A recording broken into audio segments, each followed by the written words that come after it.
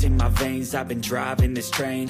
Years in this lane, there's no stopping this flame. Cause I came to the game and I changed it to play how I like, rearranged it to my own domain. Yeah, I got what it takes, made lots of mistakes, taking shots, skipping breaks, feeling lost, feeling great, popping off, singing straight, never stopped, never changed. All the squad here to play and I've got something to say, yeah. I work hard each and every day, I get lost in the words I say. I don't push pause, no I push play. I won't stop till I make a change. I withdraw on the things I make. I turn flaws into flawless traits.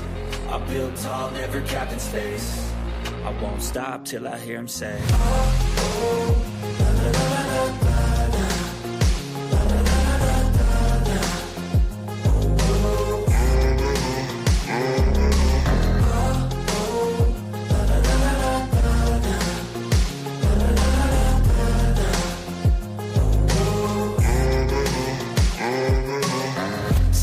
And I'm up again. I got tired eyes, need a cup of blend. That's right, in the AM, that's my only friend. No light, just the sun coming up on the horizon. I lose track of time, yeah, I move fast and climb a new class divine, yeah, true passion shines. And I'm through passing time, I choose stacking dimes. You snooze half the time while I move passing by. I work hard each and every day, I get lost in the words I say. I don't push pause, no I push play. I won't stop till I make a change. I withdraw on the things I make. I turn flaws into flawless traits. I build tall, never capped in space. I won't stop till I hear him say, oh, oh, la, la, la, la, la.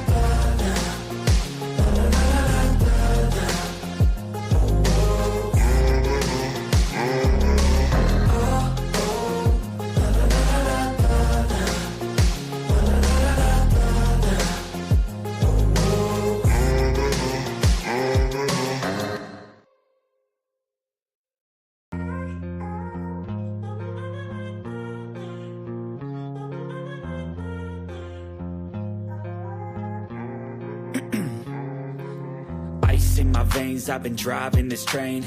Years in this lane, there's no stopping this flame. Cause I came to the game and I changed it to play how I like, rearranged it to my own domain. Yeah, I got what it takes, made lots of mistakes, taking shots, skipping breaks, feeling lost, feeling great, popping off, singing straight, never stopped, never changed. All the squad here to play and I've got something to say, yeah. I work hard each and every day, I get lost in the what up, man? I'm here for a reason, to deliver a message, and I'm gonna articulate it the best way I can to you. But I am gonna do it. You know what I'm saying? I am not sparing. I can't help how people feel. Right? Anybody? Oh Lord. Here he goes. Don't worry. I don't.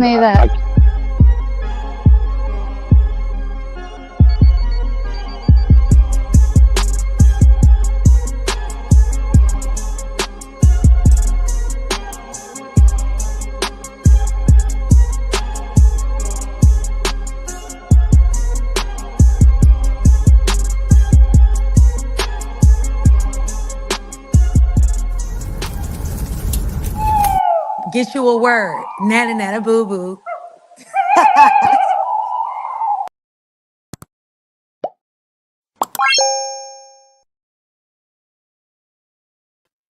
What up, though? It's the word. You see the title. We about to get into it. But before we get into that, let me get into the chat. Naga, my Naga. What up, bro? Appreciate you, fam. Jared, what up, fam? Appreciate you. Yeah, man. I was down for a minute. I got myself together, so I'm trying to be a little bit more consistent on here. I'm still, I got a lot of stuff going on as far as, like my coaching business. And, so yeah, man, it's gonna be a crazy year, man. Hopefully, I ain't saying hope. It's gonna be a great year for me. I'm just putting the work in, putting my head down, trying to get my body together, trying to get get everything together. But I'll be around, bro. I'll definitely be around. You know what? I didn't get a chance. I will check it as soon as I get off here. I promise you, I'll check it when I get off here. I haven't, bro. I've been dealing with some health issues, so like I ain't been looking at no emails lately. But yeah, I'm gonna definitely check it as soon as I get off here. All right. Bronze, what up, brother? Appreciate you, fam. Appreciate you. Hey, man, can y'all hear me okay? Everybody hear me okay? Cool.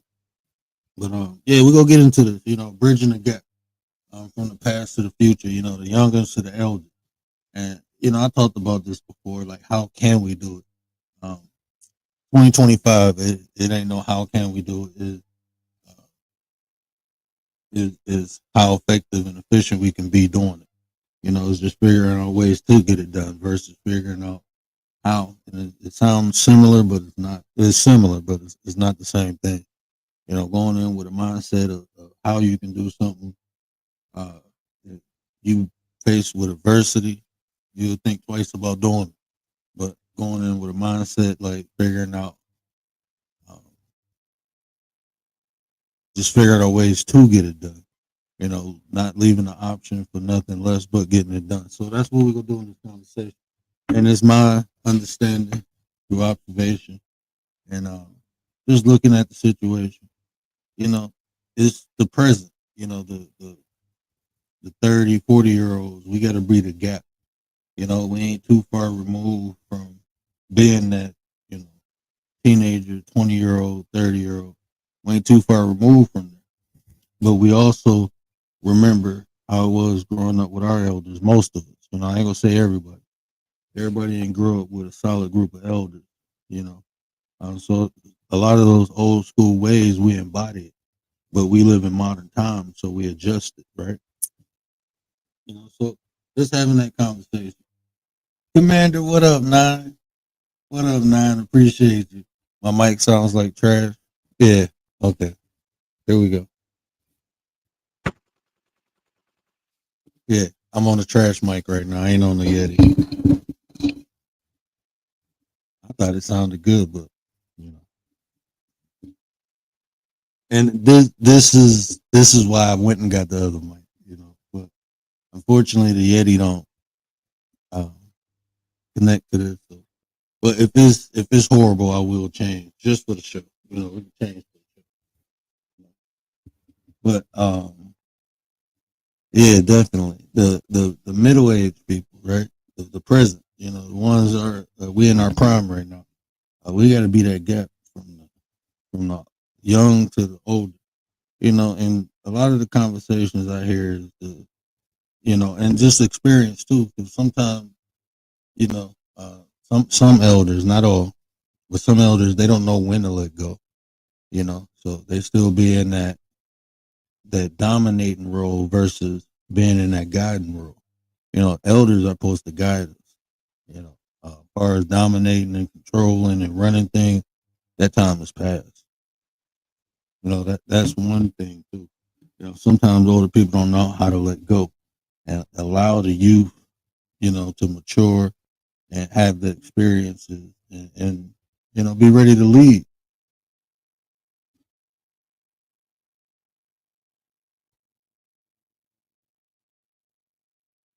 It sounds like it's in and out. Hold on. Give me a minute.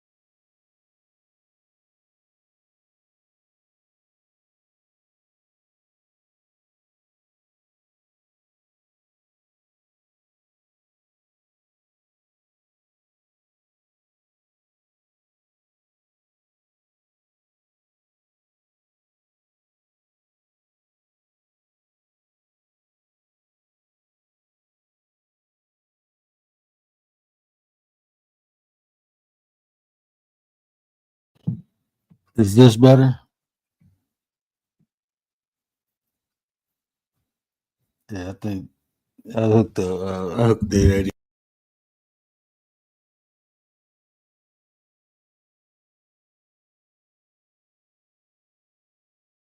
If the audio was bad, there's no point in trying to continue to talk through that. But yeah, so I believe, I ain't even gonna say I believe, I know. It's the present, the people in the prime. It's us, it's our responsibility to bridge that gap, to be like a translator almost. I won't even say mediator because like I said, a lot of the issues, I mean, with the older people that, they don't know how to let go. But the younger people, they don't understand. Not all of them, because I got some young bulls. They humble, they real respectful. But some of the young people, they don't know how to respect the experience. You're looking at the person, but understand the experiences that the person went through. A person don't have to have a certain status, occupation, none of that to have a wealth of knowledge. When I was younger, no matter what, we could not disrespect the OGs. No matter what they did, no matter what they said, you respect somebody, even if they was wrong. And you went out of, we had a place, and that has dissolved, that dissolved. And I understand why, because, some of the elders the elders of today ain't the elders of yesterday. They're a different breed. Not all of them, but the ones that, so, like I said, I'm mainly talking about the ones who can't let go. You see the 50, 60-year-olds sagging their pants, wearing their hat backwards, still on the block. Like, let it go, bro. You supposed to be in some penny loafers and some slacks with some suspenders or something, bro. You tripping. You trying to gang bang at 50, 60. Like, let it go. We supposed to be guiding and educating and enlightening you. Dee dee. What up, Dee? Yeah, that's what we supposed to be doing. I'm 40, right? So the next 10 years, I'll be an OG. And it's my job to guide, not to tell these young people what to do. Because you remember when we was young, people told us what to do. We'd listen until they wasn't around, and then we'd do what we wanted to do. So learn from your mistakes and guide the youth. Like telling them what to do ain't gonna work. That don't work no more. So we have to explain to them what things are now. When we was younger, we couldn't say why. We couldn't ask why. You couldn't question the elder. Why we do it? No, you get back, bop. But think about how that made us feel. We was just trying to understand. The older people telling us not to question them, but we wanted to understand so we can understand why something is good or bad. So even with that, when my kids, they just ask, why is a question? We feel like, oh, you can't question me because I'm an adult. Nah, man. That wasn't right when it was done to us, and it ain't right if we do it now. If someone younger asks why, explain it to them. They looking, they seeking, they trying to understand.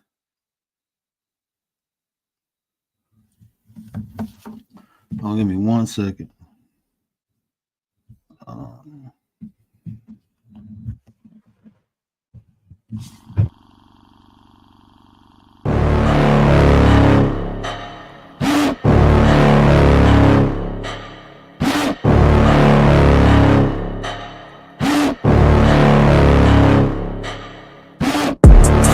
Inside of me, you better watch out if you ignite me's a road ahead of full prophecy to be the greatest feast the world has ever seen. I feed him every day like the bones clean. I feed him all the hate and he grows me, and he gets claws real big, pissed off quick. And if you cross him, you might drop dead. Metaphorically, of course, settling the score, never getting bored, loves the blood and gore, always wanting more, feed him from the source. They don't really understand until they feel the force departed. If you start shit, you'll be heartless in the darkness, torn apart quick, you left scars ripped, you'll be chewed up and discarded. And this world ain't right, won't accept it.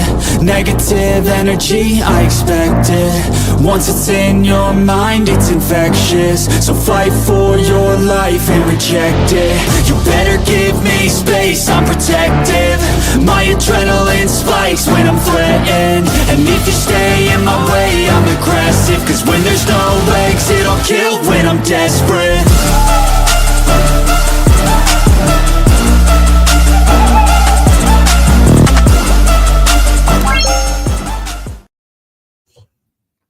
Yeah, my bad.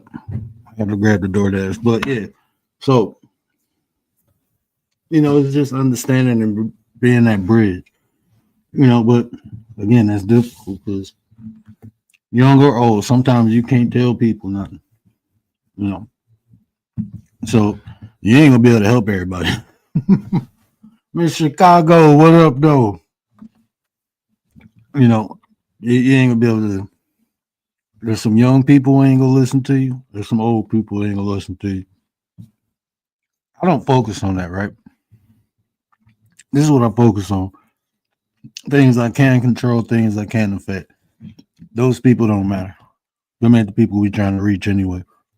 But I'm even talking about within our families. I'm not talking about no YouTube stuff. I'm talking about in real life. Like the people in their prime. We got to be that bridge, help the youth understand, help the elders understand the youth. The ones we can reach, the ones we can't, hey, let them drown. Because the reality is the older people need the younger people need the older people. The older people, look, you ain't that quick, you ain't that twitchy no more. You ain't lifting all that weight no more. So why not guide the youth? We like the older people in my family. Look, they used to use the youth for their youthfulness. That's what they used us for our youthfulness, our strength, our speed, all that stuff. Yeah, they utilized that. Hey, go grab this, move this here, do this. And in turn, we got wisdom from them. We learned how things work. Back in the day, I mean, like I said, I grew up around a bunch of older people. So it was, like I said, but the older people, like I said, the older people of today ain't the older people from yesterday. They ain't. Nate the Great, what up, though? Miss Chicago, what up, though? The older people. But like I said, we ain't focusing on them. We just understand we need one another. The youth is the future. So we should be guiding them, leading them, being the example. If you're an older person and you're not leading by example, right? What you think? How you think we got where we at? Because it was people in my generation and lower looking for the examples, and we was just doing what the adults was doing. We was doing what they was doing. We turned out I turned out good, but this is how it turned out. And then that generation trains another generation that trains another generation. It's all learned behavior. It's all learned behavior. What will be accepted was accepted, and now it's out of control. We complaining about it.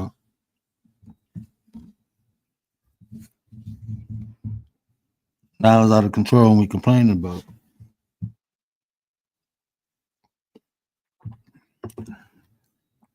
You know what I needed to know? You know how I knew I needed to respect my mother? Because I seen my mother respect her mother.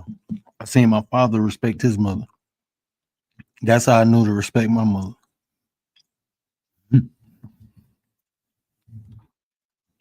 That's how I knew how to respect people in general. My elders always led with respect. And I didn't understand that at first, right? Check this out. I didn't understand that at first because I'm like, dang, no matter what, they lead with respect. You know what I'm saying? Like everybody don't deserve it. But then as I get older, I noticed like they only put their self around people who deserved it. Like I can be respectful to anyone and everyone, long as it's receptive, right? And as long as it's accepted and appreciated, I'll be respectful to anybody.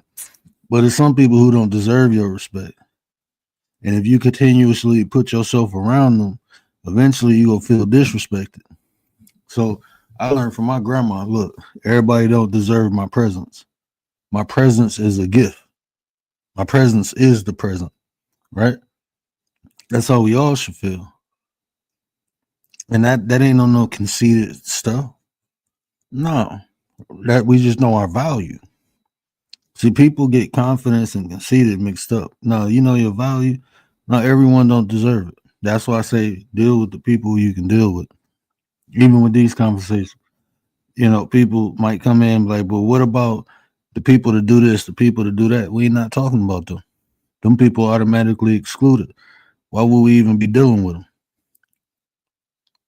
If I can't if I can't interact with someone, why would I even be dealing with them? So this conversation, you know, it ain't gonna be for everybody. You know, everybody ain't gonna fit the criteria, but you know, we need to bridge that gap because the youth think they can do it by themselves, and these elders think they can do it by themselves too. When in fact, we all need one another.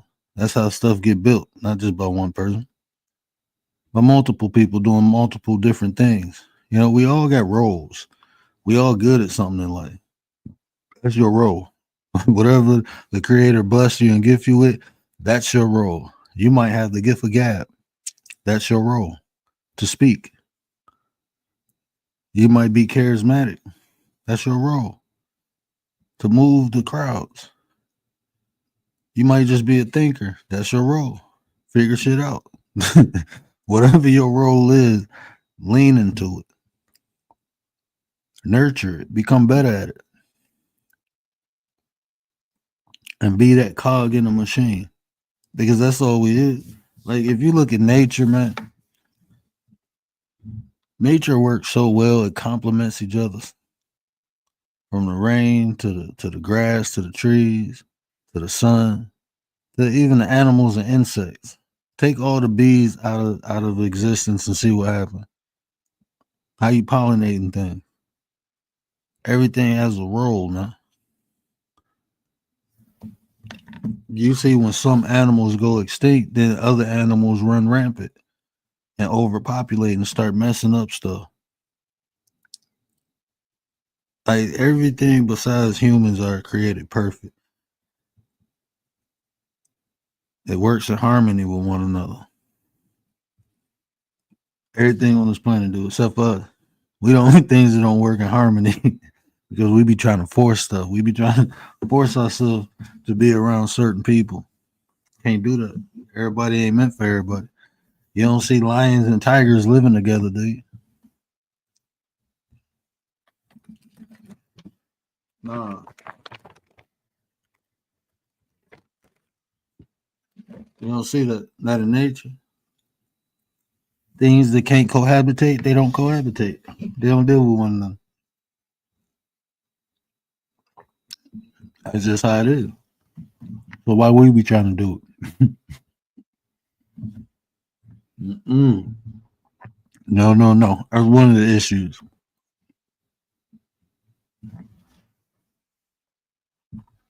But that's for another time. We're talking about bridging this gap, being effective and efficient doing it, bringing the youth,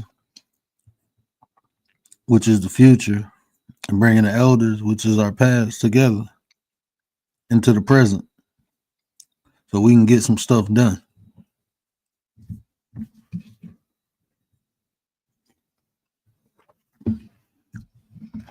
I'm going to try to do a show and bring some of my people on here, my cousins.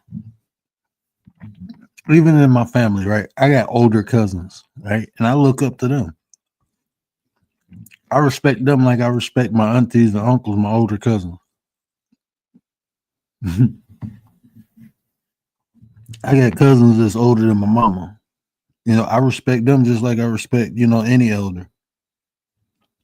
I got a cousin that's 6, 7 years older than me. He get that same respect, but he earned it. That's a bad boy. There's some bad boys, but what I'm saying is that's just what we're accustomed to.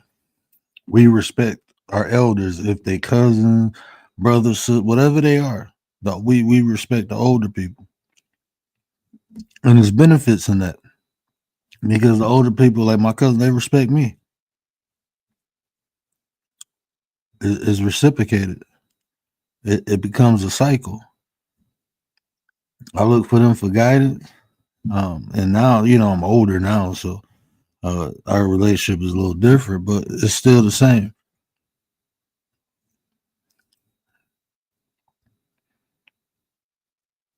But when you practice things, like people want to be respected, but don't know how to give respect. That'd be weird to me. People be demanding respect while giving disrespect. And I'm like, how does that work? You go get what you put out. That's a universal law that exists in every religion, spirituals, everything you can ever read about what governs laws. Whatever you put out, you will receive. You reap what you sow.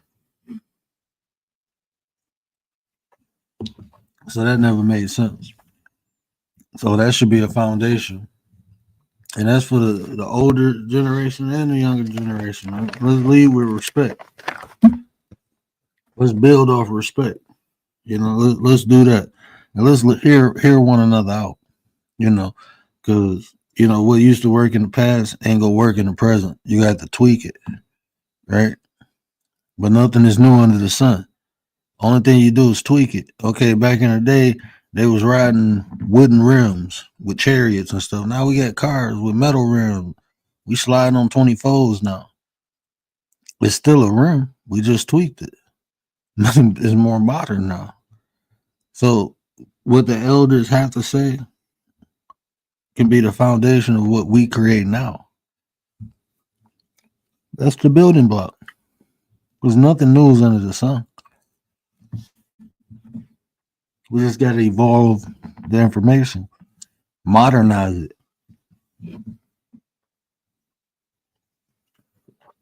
If it was effective in the past, we just got to know how to utilize it to make it effective in the future. Not use it, but utilize it. Two different words. Similar, but not the same.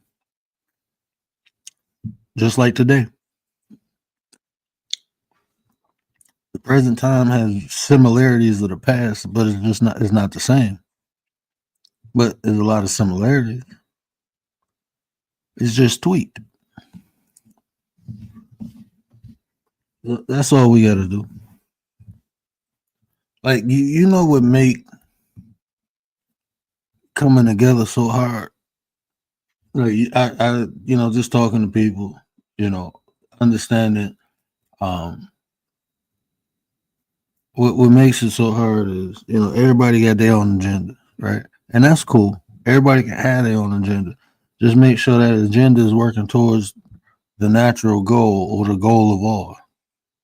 You can do things for your own reason. Just make sure it contributes to the. Yeah, you fine. That's all you got to do. It's not hard. It's really not hard. Not hard to get along with people. It's not hard to build with people. It's just a couple components you got to have. Just do it with the right people, right? Just don't do it with everybody because it ain't gonna work. Some people ain't just gonna be hip to the program. Some people, like I said, they don't know how to respect because they never got respect. Some people, pull little tank tanks. That's just reality. So you can't deal with everybody. But the ones you can deal on, focus on them. Don't focus on the ones you can't deal with. Look, that's always gonna be there. It's always gonna be somebody you can't. But just like it's always somebody you can't deal with, it's always gonna be somebody you can. But if you're focusing on what you can't, you ain't gonna see what you can. So keep your focus on that. Right? And we deal with the right people.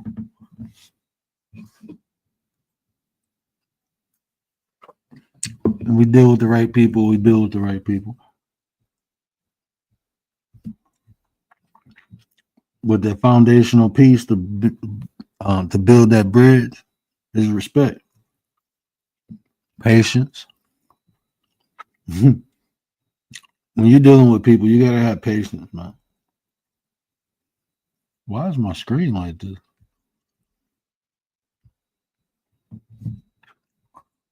Okay. But anytime you're dealing with people, you gotta have patience. But again, just make sure these people worthy of it. Don't just be giving these things out like it's like you're on Oprah. Don't be giving all the things that's valuable to you, things that can affect your emotions in a negative way. Don't just give those things out. Your love, your patience, your compassion. Everybody don't deserve that from you. Just wait, hold it, save it for the worthy people. You'll be much happier. Life would be much easier if you do that. The reason people get into so much BS, and including myself, right? Including myself. The reason we get into so much BS is because we give all these things that's valuable to us to people who don't appreciate it. And once they show they don't appreciate it, it upsets us. That's what happens. That's what happens. So it's up to us. It's up to us.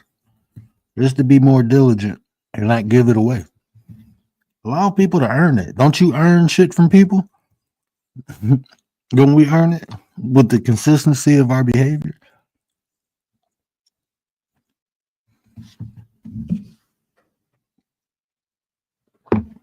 I don't expect loyalty from no one, right?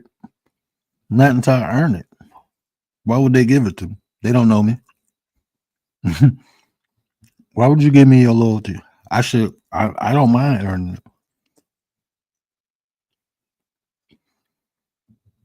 I don't mind earning it. If I have no malice intent to hurt nobody, it's not gonna be hard for me to earn loyalty.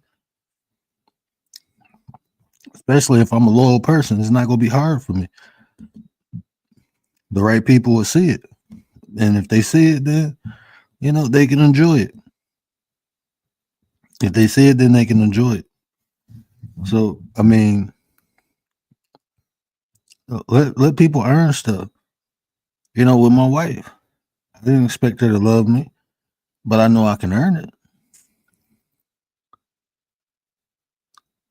With anybody around me, the consistency of my behavior, who I'm naturally am, it will expose itself.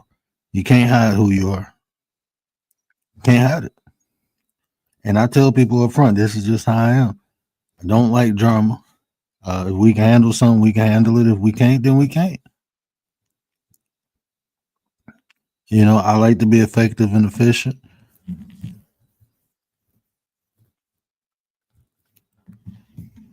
I tell people exactly how I am.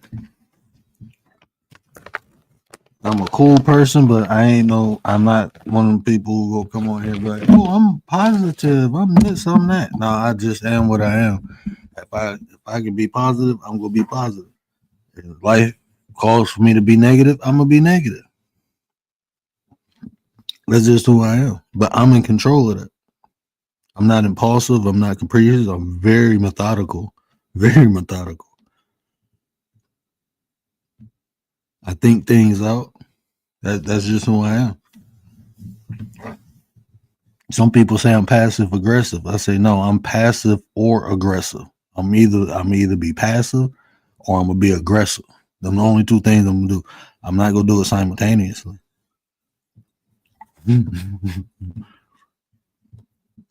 Just let people, allow people to see you for who you are.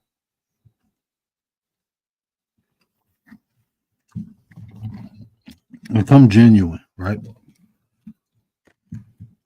Everybody ain't gonna be for everybody.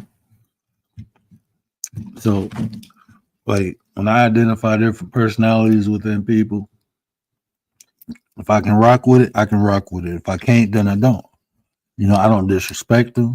I don't, step on their toes or nothing like that. I just keep it moving. Yeah, you only can hide for so long. The real you will always. And when the real version of the person come out, I'm gonna have to change this live. when a person is faced with adversity, that's who you will see. That's when you will see who a person is.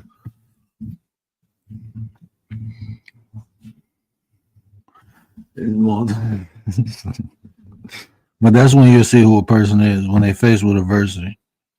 What do people do under pressure? That's who they are. Because when everything cool, we can be anybody we want.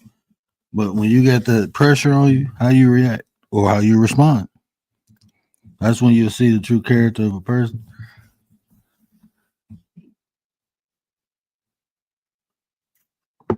That's why I tell people, like, we can't be friends until we argue, until we have some type of disagreement.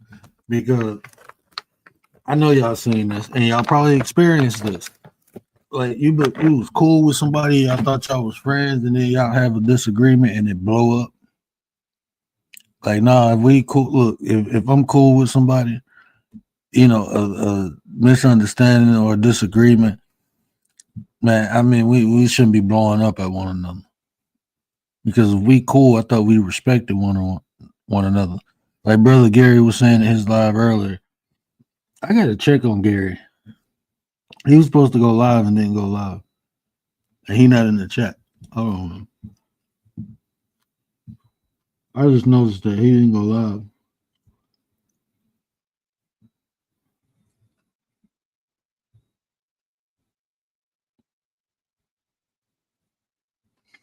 Gary probably fell asleep watching wrestling.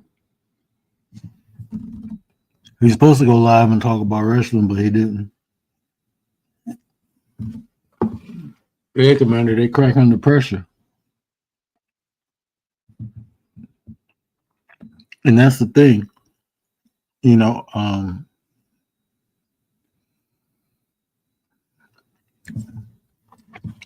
that's why experience is so key. My bad. I'm man, my wife bought me these beef jerky bites. I'm tearing them up. But that's the thing about experience, because when we experience life and we learn how to take them thumps and them bumps, the more cool, calmer we become. But we know it's coming, but we prepared for it. So, you know, it'd be the people who ain't prepared for life to get ran over by it. You know, so, you know, even though I experienced a lot of things in my youth that was hard and tough and stuff like that, it kind of built me up. It gave me calluses for the things I had to go through later on in life. I'm just being honest. You know, I don't agree with a lot of the things that was done to me, but it made me who I am. And I'm able to, you know, it kind of, like I said, it kind of gave me calluses.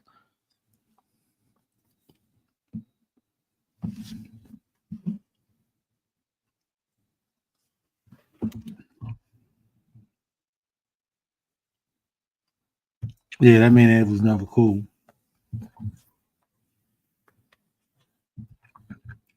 Sometimes people, and this is just for awareness, right? This is strictly for awareness. I don't like doing that, like victim mentality and stuff like that. But we talking about things that exist for to be aware, you know. But people will. I don't want to say be cool with you to have an underlying motive, but people will be cool with you just to get close enough to learn something about you to hurt you with. Right? They ain't got the information, so you got to get cool to get the information, and once they get it, then they use it. You know, so I mean, like I said, give people time. You give people time, they show you who they are. You know, give people time and never give out the weapon of your own destruction. Never get at nobody. Don't get at the people. That's yours. You know, limited access law. What is going on?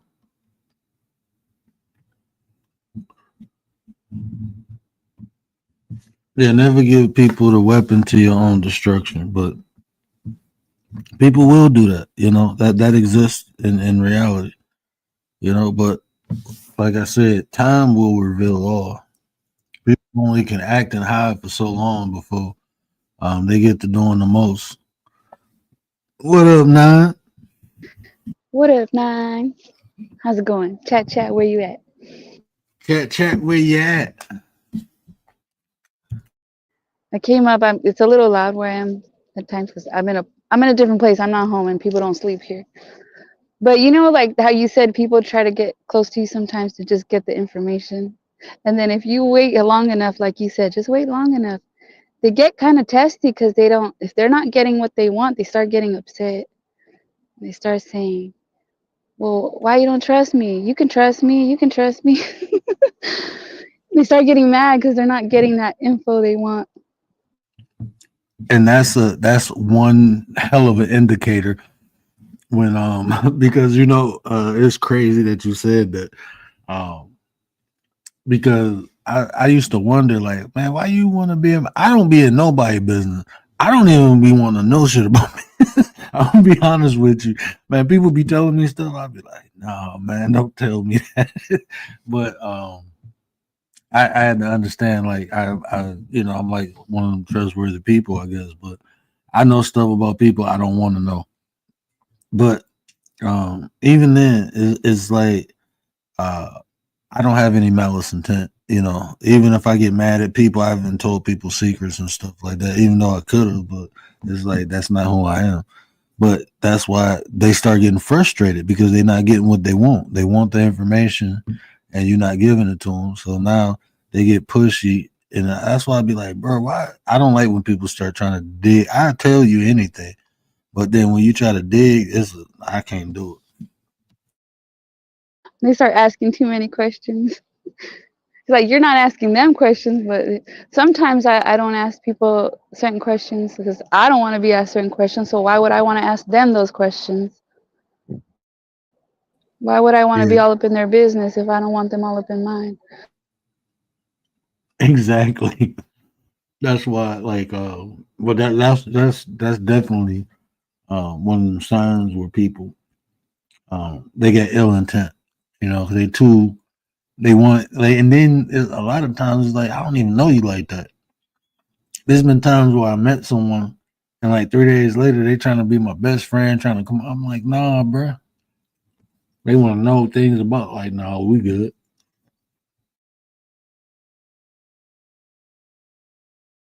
Although sometimes you do meet people that are like, but you got to wait it out. I always have to wait it out because sometimes you meet people that are really cool.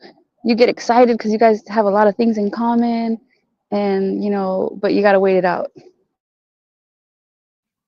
And definitely, and I feel like this even with that.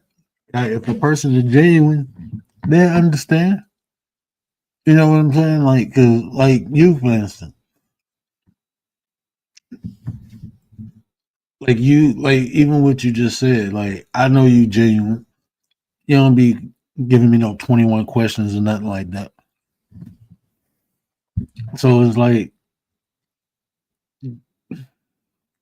you show all signs of trustworthy. It's like a reflection almost, right?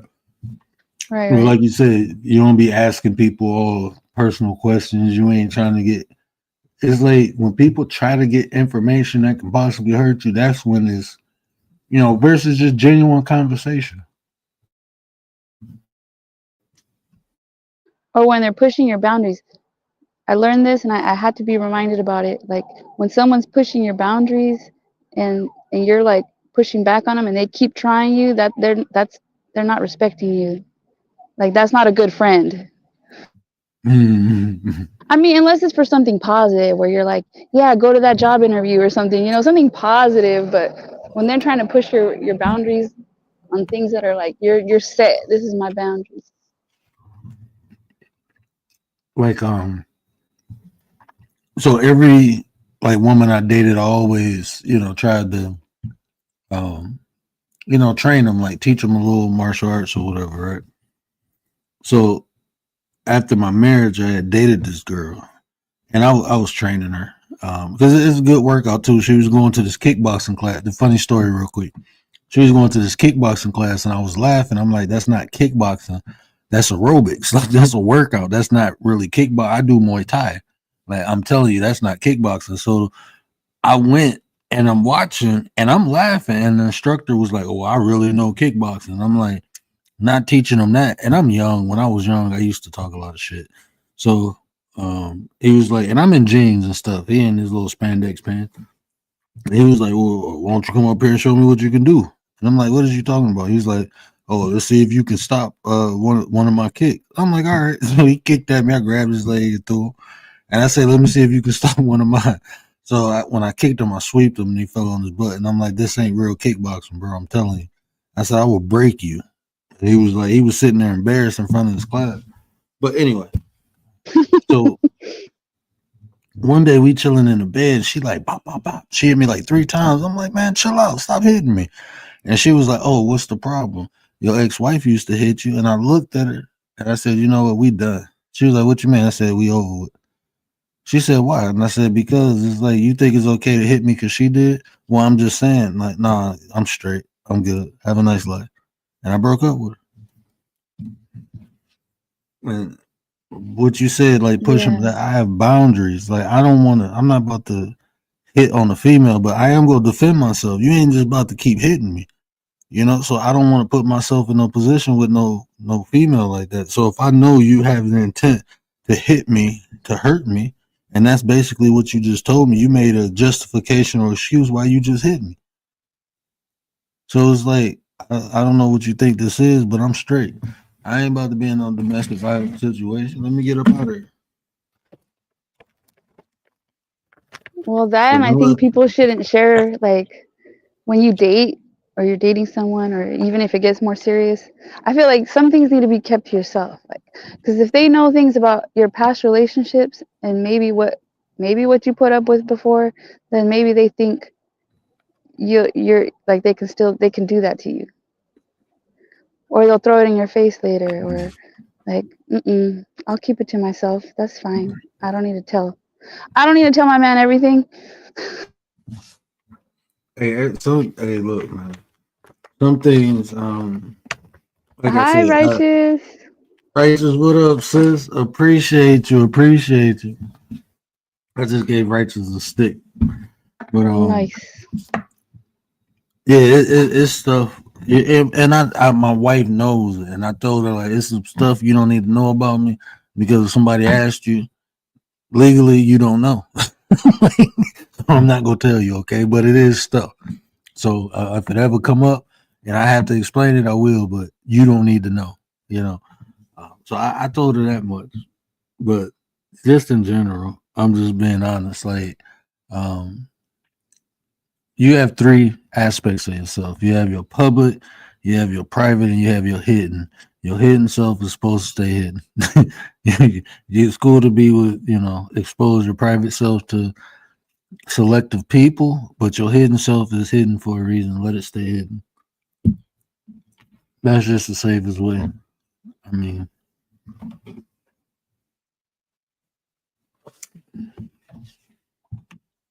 Righteous says she doesn't even get into like celebrity gossip.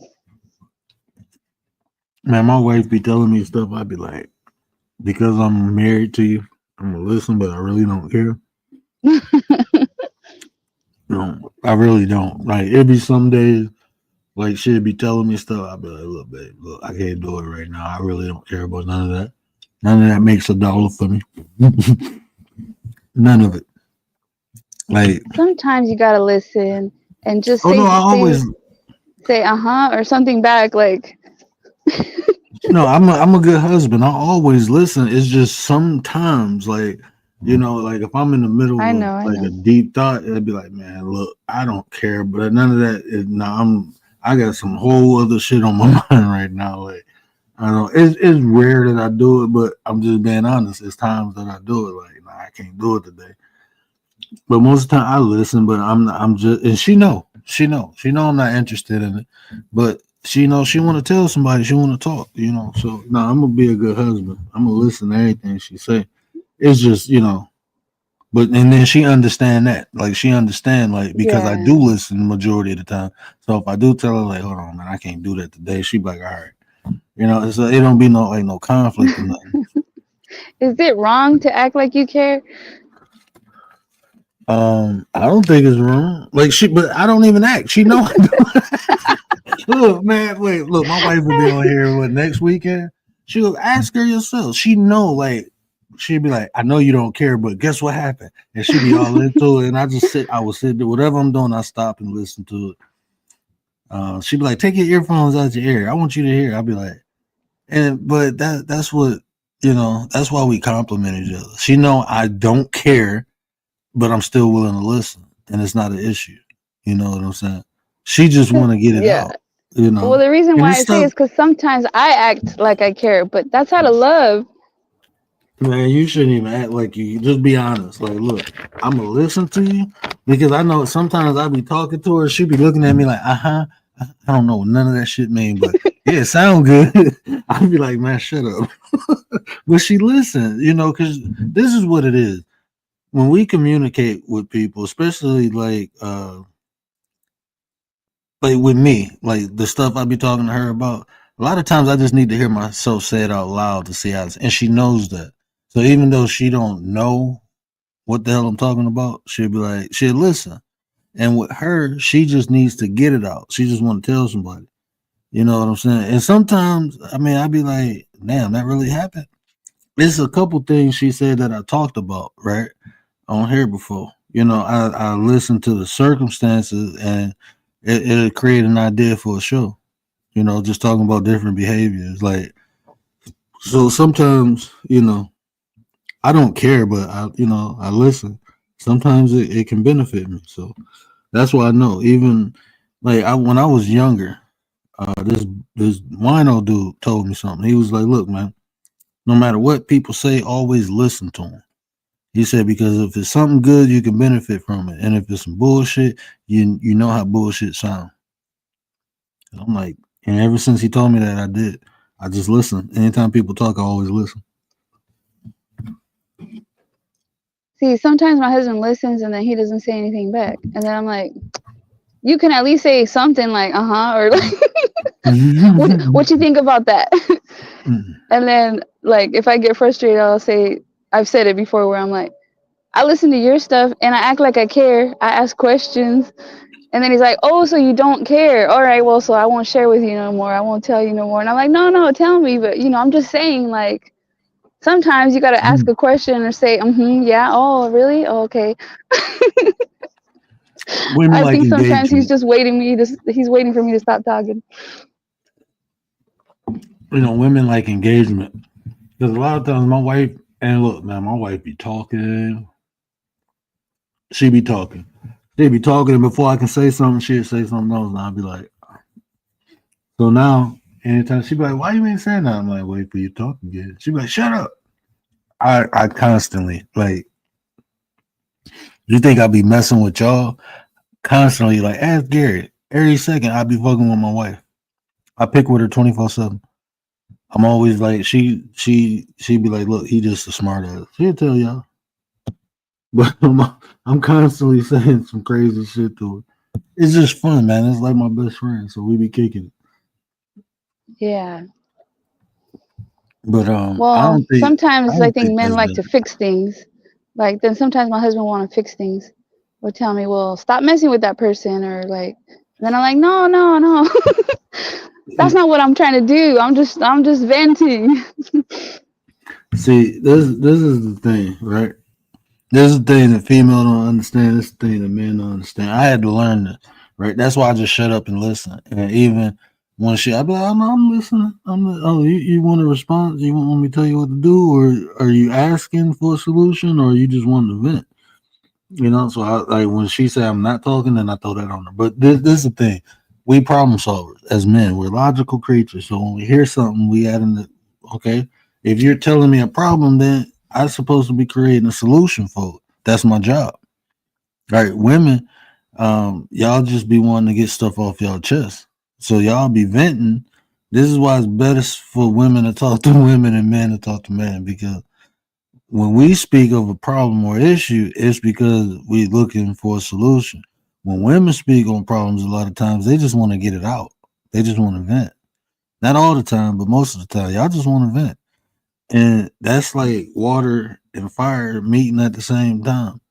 Like, so, you women, y'all just have to be when dealing with men, women have to be more logical. When men dealing with women, we have to be more emotional. Like if you want to effectively communicate with a man, women, make it logical. Like who was I telling that earlier? Gary. Man, look, my wife studies me, right? And I know like she I figured like I knew the instant that she figured me out or figured certain things about me out because now she just don't spend money or say, babe, I want this. She will justify her reason to buy something. She'll make it logical. And then that way I can't I can't dispute it. Like she done found this microwave air fryer. We got a microwave and an air fryer, right? She was like, look, babe, look, I found this microwave air fryer. Look, it's only $180, but think about this. We got a microwave and an air fryer. They both getting older. So why don't we just get 2-in-1? We have more space in the kitchen because we ain't get 2 appliances there.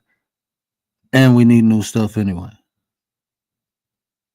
A couple years ago, she'd be like, oh, I want this because, it's a microwave air fryer. I'm like, we don't need it. We got a microwave and an air fryer. Why would we buy something we already got? So now, anytime she want to spend money, she just make logical sense of it.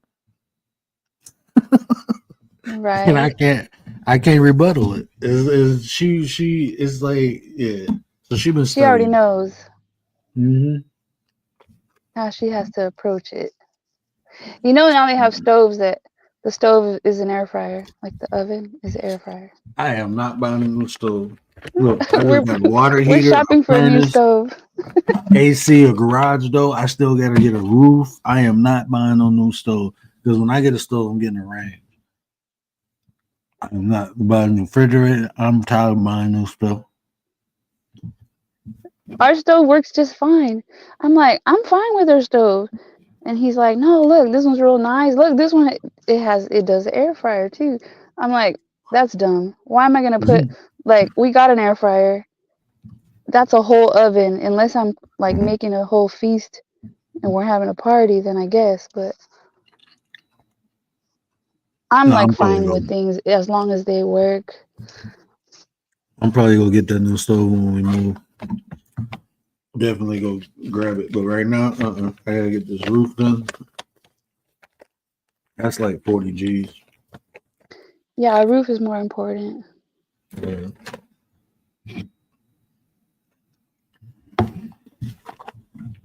I ain't gonna get that done until the spring though. It's too cold. We were supposed to get it done in the summer, but then we get new AC. Then turn around had to get a new hot water tank. Like man, I done did so much stuff. We done did so much stuff to this house. We redid the floors in the kitchen and the bathroom. The only place upstairs that didn't have hardwood floors was the kitchen and the bathroom, so we redid those. I'm gonna redo the hardwood floors. I just gotta wait for my cousin to help me because I can't do the edges. But I'm gonna actually teach him how to do it. But so I'm gonna do the floors. I'm just getting our house ready. As soon as we pay it off, I'm selling it. Either we selling it or renting it. Anyway to go, I'm getting it ready. We had to do a lot of electrical work, a lot of plumbing work. She wanted a farm sink, so we had this big ass sink. I love it though. It's deep. I love it. Like them. I like a separation in the sink. So I think the farm sinks look nice though. Man, that thing's so big. We got is like a basket device. Man, look, my wife. Look, I ain't gonna say she bougie. She just she like nice things. So it's like this basket. Like I'm used to just a regular sink. Regular sink is all fancy and shit. Like, damn, it's got a smart refrigerator. Like, look, I already got a smartphone. I don't need my refrigerator to be smart. I want like a refrigerator door or drawers. Have you seen the drawers that are refrigerators or freezers like in your kitchen? Oh, you talking about coming out the wall? Yeah, like just like a regular drawer in your kitchen. Like where you keep your. It's just a drawer, but it's a fridge. Comes out and it's. It's a fridge. I sold a house like that. I walked in, I'm looking in the kitchen like the stove was on the island. It was a nice house. The stove was on the island. So it was just like one of them flat top um like what is they it's like no fire, it's just one of the glass flat top stoves. And the oven was two ovens in the wall and then a refrigerator door. Like it was like you said, it was two like regular drawers, looked like cabinet drawers. But when you open it was the freezer, and then even the refrigerator doors, it was like cabinet doors. When you open it, it was a Yeah. refrigerator. I was like, oh man, y'all on some Inspector Gadget type stuff. Like blends in with the rest of your cabinets. Mm-hmm. Like when you walked in there, you didn't see a refrigerator or a stove. I'm like, and then they was like, no, this is the stove, the island, and they started showing me around. I'm like, and then all the cabinet drawers was the touch ones, like you touch it and it pop out, and you touch it and it close. I'm like, Yeah. yeah, y'all on some that house sold for like 600 something thousand. It was nice though. And then the stovetop, you push the button and then the little vent just like pops up, the exhaust vent, and goes zzz, and pops up Oh, I didn't for when see you're that part. cooking. Yeah, I didn't. I'm pretty sure it was there. They was just like showing me around. It's And like then turn it hidden. on. Yeah. Yeah, I'm pretty sure it was there. I'm pretty sure it was there. But yeah, so that even that man is like I don't even know what we was talking about. I know. What's the topic? We started talking about kitchen Hey, stuff, buying stuff, talking hey man, about your we wife. passed an hour. We passed an hour, man. They got the show. And that's all, folks. Now we in just regular conversation. Y'all know how we do it, man. We just be up here talking about life. Well, you were talking about bridging the gap, right? Yeah. So let me ask you, what do you see as issues with the young and the older people? Honestly, I don't even know. The last time you said you were gonna have some like a topic like this, I thought about it. About how do you bridge the gap, or what are the issues? I don't even know. I feel Do you? like as an adult, like as an adult, you're supposed to be respectful as well. It's not just the youth being respectful. I think Like that's you what have a to lot be the of example. yeah, that part right there. I think that's what a lot of the issues be. The older people feel like they deserve respect, and the younger people want respect from the older people. I mean, when you hear them, they don't respect me when I'm respecting them. I ain't respecting no older people who respect me. And then the older people be like, you know what I've been through, what I did. You better respect. Like, and it's like, look, why don't we just give it to one another?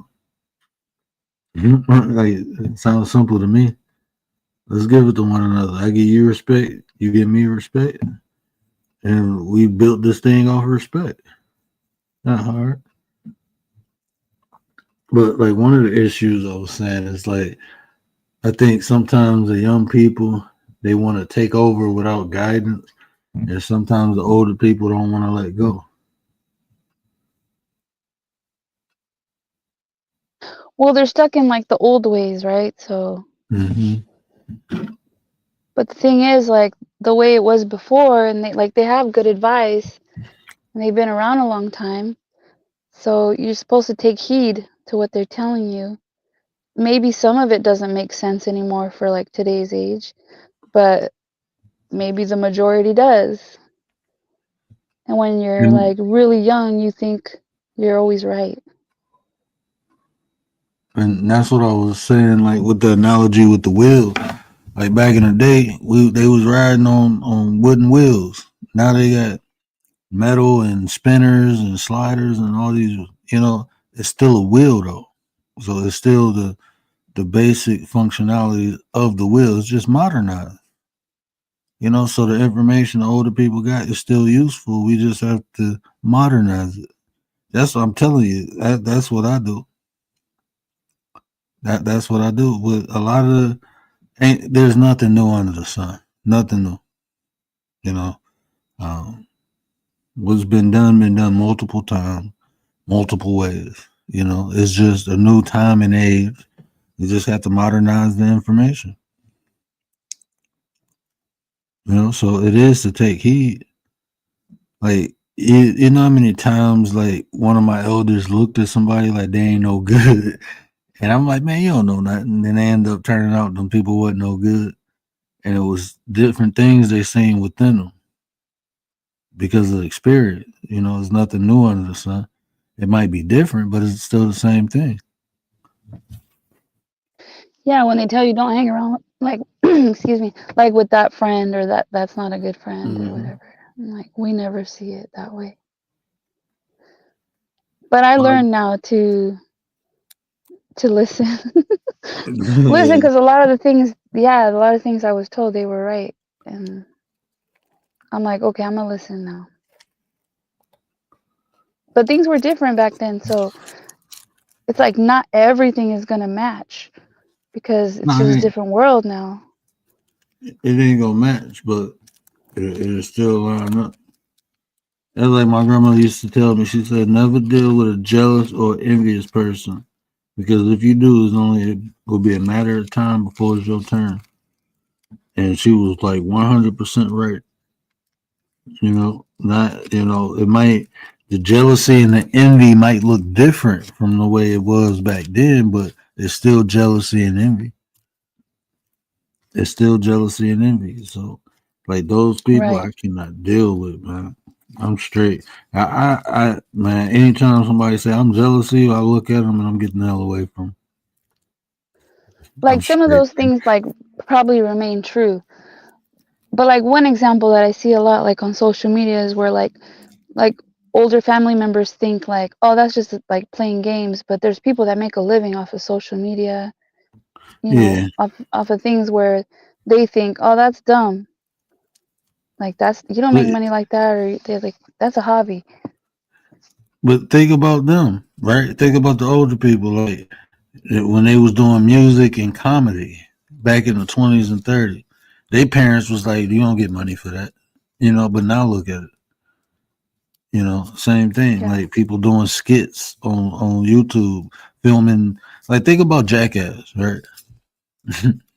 Like when people was doing stuff like that, people were like, man, that'll never. And these people got movies now, So is what worked today might not work tomorrow. I wasn't a social media person. No, I still don't really do social media. It's weird. Like I can't. I don't know. Like I Well, and try. then back in the day, people would remain in the same job for like all their life. And now Mm-hmm. people don't. You jump around, like people just stay in like or they'll make a business out of anything pretty much, but Mm-hmm. people usually don't stay at a job for till they retire, 30 years. Like most jobs don't even offer retirement. I don't know because I did. Like you said, I bounced around. I'm straight. I never got fired from a job though. I always quit. That don't make Never a got better fired. word. No, I'm just saying is I think it's because my work ethic. And then any job I ever left, I was always welcome back. I went back to the hospital like 3 times, twice, 2, 3 times, twice. I went back twice. I left, then I went back, then I left, and I went back to another department. So twice. I went back to the hospital twice. So I always left with, under good circumstances. I never just said, F y'all, I quit.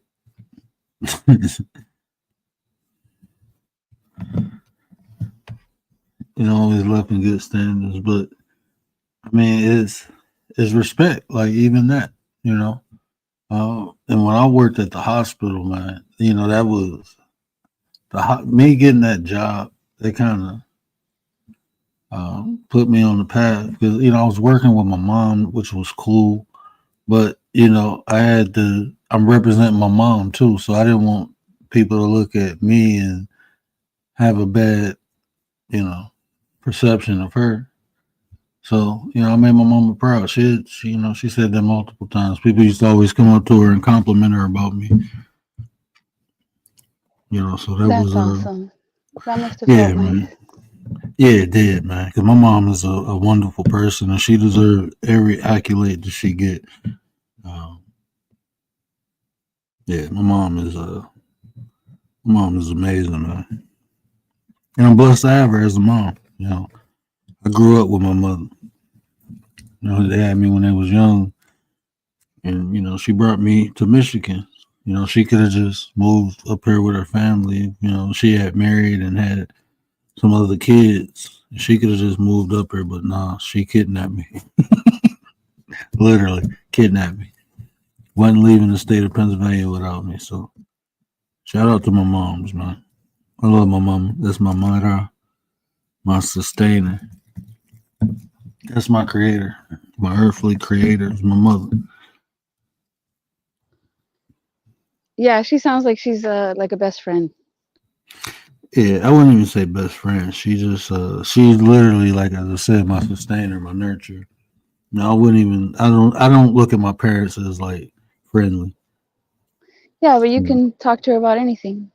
Yeah, like God. Just like people talk to God about anything. That's how I talk to my mom. Like I see my mom as an authority figure in my life, like a pillar in my life, and my dad. I look at both of them like that. I recognize them and honor them for who they are. I would never think I'm on the same level or even similar. Yeah, not These are everybody the has like creators. that type of parents. Yeah, and that's why that's why I'm so I'm humble about it too. You know what I'm saying? 'Cause, like, I know I got friends who they mom and dad really didn't care about them at all, and it's sad. That's it was like odd. I didn't understand it, because I'm like, should my mom will go through hell and back for me. I'm like, my mom pulled out the banger for me. Like, hold on, y'all better get off my son. My mom ain't playing, but to see a parent not care about a child, that shit weird, man. That shit weird to me, man. And it's Yeah. unfortunate, I know it exists because I've seen it close to me, real close. Like, I seen it. But like you said, whether they're good, bad, or whatever, indifferent, like you still can learn from them, right? You still can learn. Like Oh yeah, definitely. if you have a parent that's been married 5 times and they're trying to give you advice about your marriage, mm, you could be like, well, why should I take advice from you? But then again, like maybe some advice is good because hey, they've been through 5 marriages, so maybe they know like the red flags or you could just learn what not to do. I was about to say that. Look, this is what I learned from people. Um, I would learn from even my parents. I learned from their mistakes. I just did the opposite of what they did, and that's no disrespect or nothing. But I believe even if a person been married 5 times, it can be different circumstances, situations. I know a woman who was married 3 times. 2 of her husbands died. You know what I'm saying? The one husband, I don't know. They was young, but they split up. But her 2 husbands died. She was good people. But she was a little off. I used to work with her. Yeah, she was a little off. But um, this is people expiring. That wasn't her fault. But totally know what you're saying because I learned a lot from people just close to me. I just did the polar opposite of what they did and had great results. So Well, that's like some all a fact. people back in the day, it's like they were just happy to get a spouse that provided for them. Like, you know what I'm Hmm. saying? Like maybe their expectations weren't as high as some people are today. Yeah, and then like even my wife's culture, right?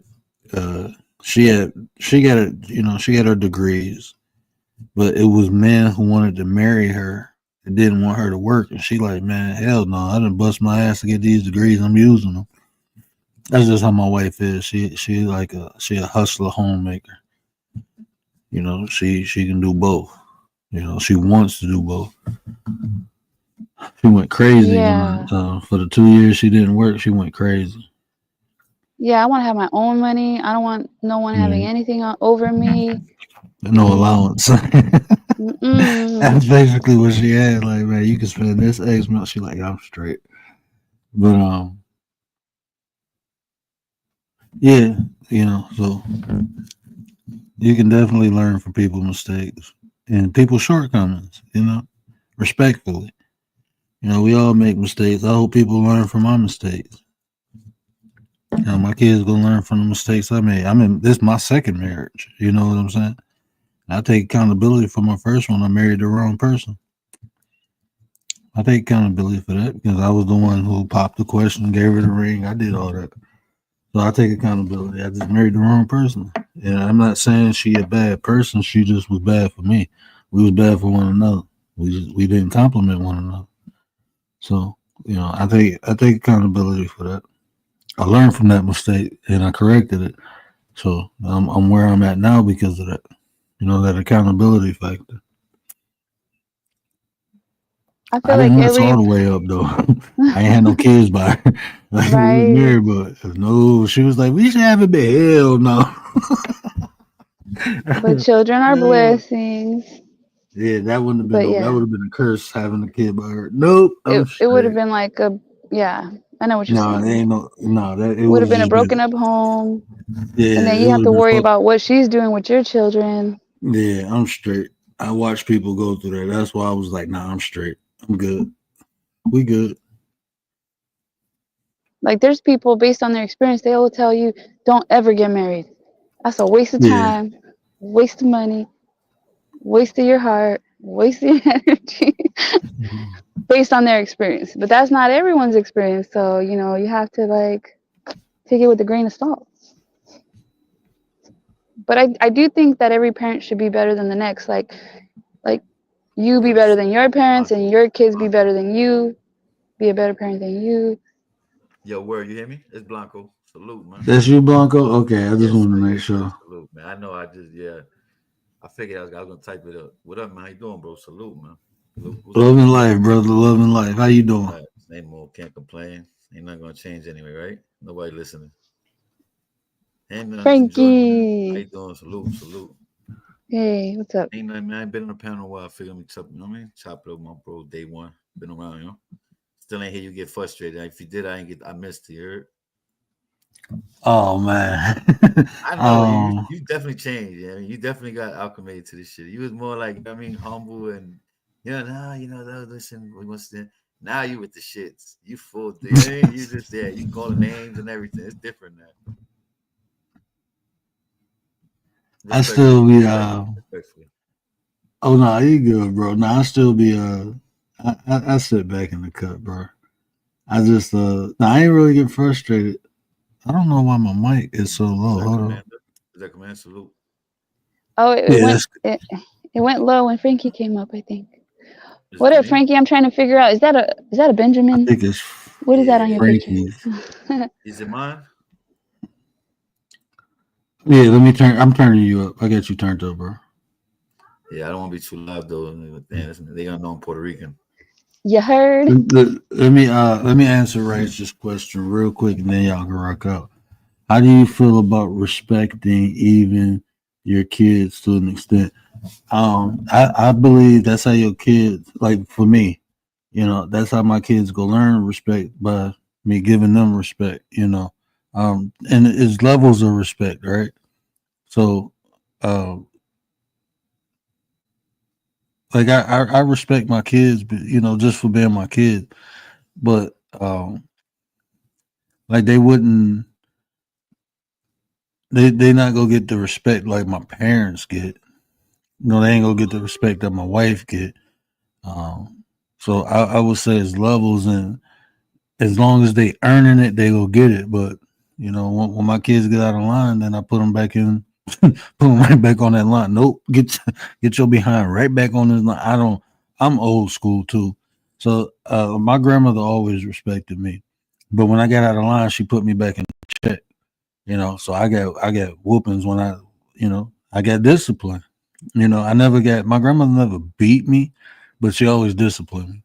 You know, she kept me in line. But you know, my grandmother always respected. Like, if my grandmother was one of them old school people who answered my questions when I asked her why. My grandmother answered. Nobody else did, but she did. She always explained things to me. Even after she whooped me, she explained to me why I got a whooping. So I believe that's how, you know, they can learn, like, far as learning respect as a foundational piece is by receiving it and also giving it. You know, understand it's a cycle. You know, so yeah, especially valuing their emotion. I get my son to tell me why he mad. You mad? Yeah. You mad at daddy? Yeah. Okay. What did daddy do to you mad? I get him to explain why he's mad, and it's okay for him to tell me he's mad at me. But you have to explain why you're mad at me. We have to get down to the nitty gritty, and I give you an explanation because he might get mad at me because I took his tablet. You mad at me because I took your tablet? Yeah, but you understand what you did something for me to take your tablet. So you being mad at me is not going to make the situation better. What's going to make the situation better is if you not do what you did to make me upset for me to take your tablet. So I talk to my son like that. He's 5 years old. So, but yeah, definitely because I believe teaching children emotional intelligence at a young age, you know, it'll be innate to them when they get older.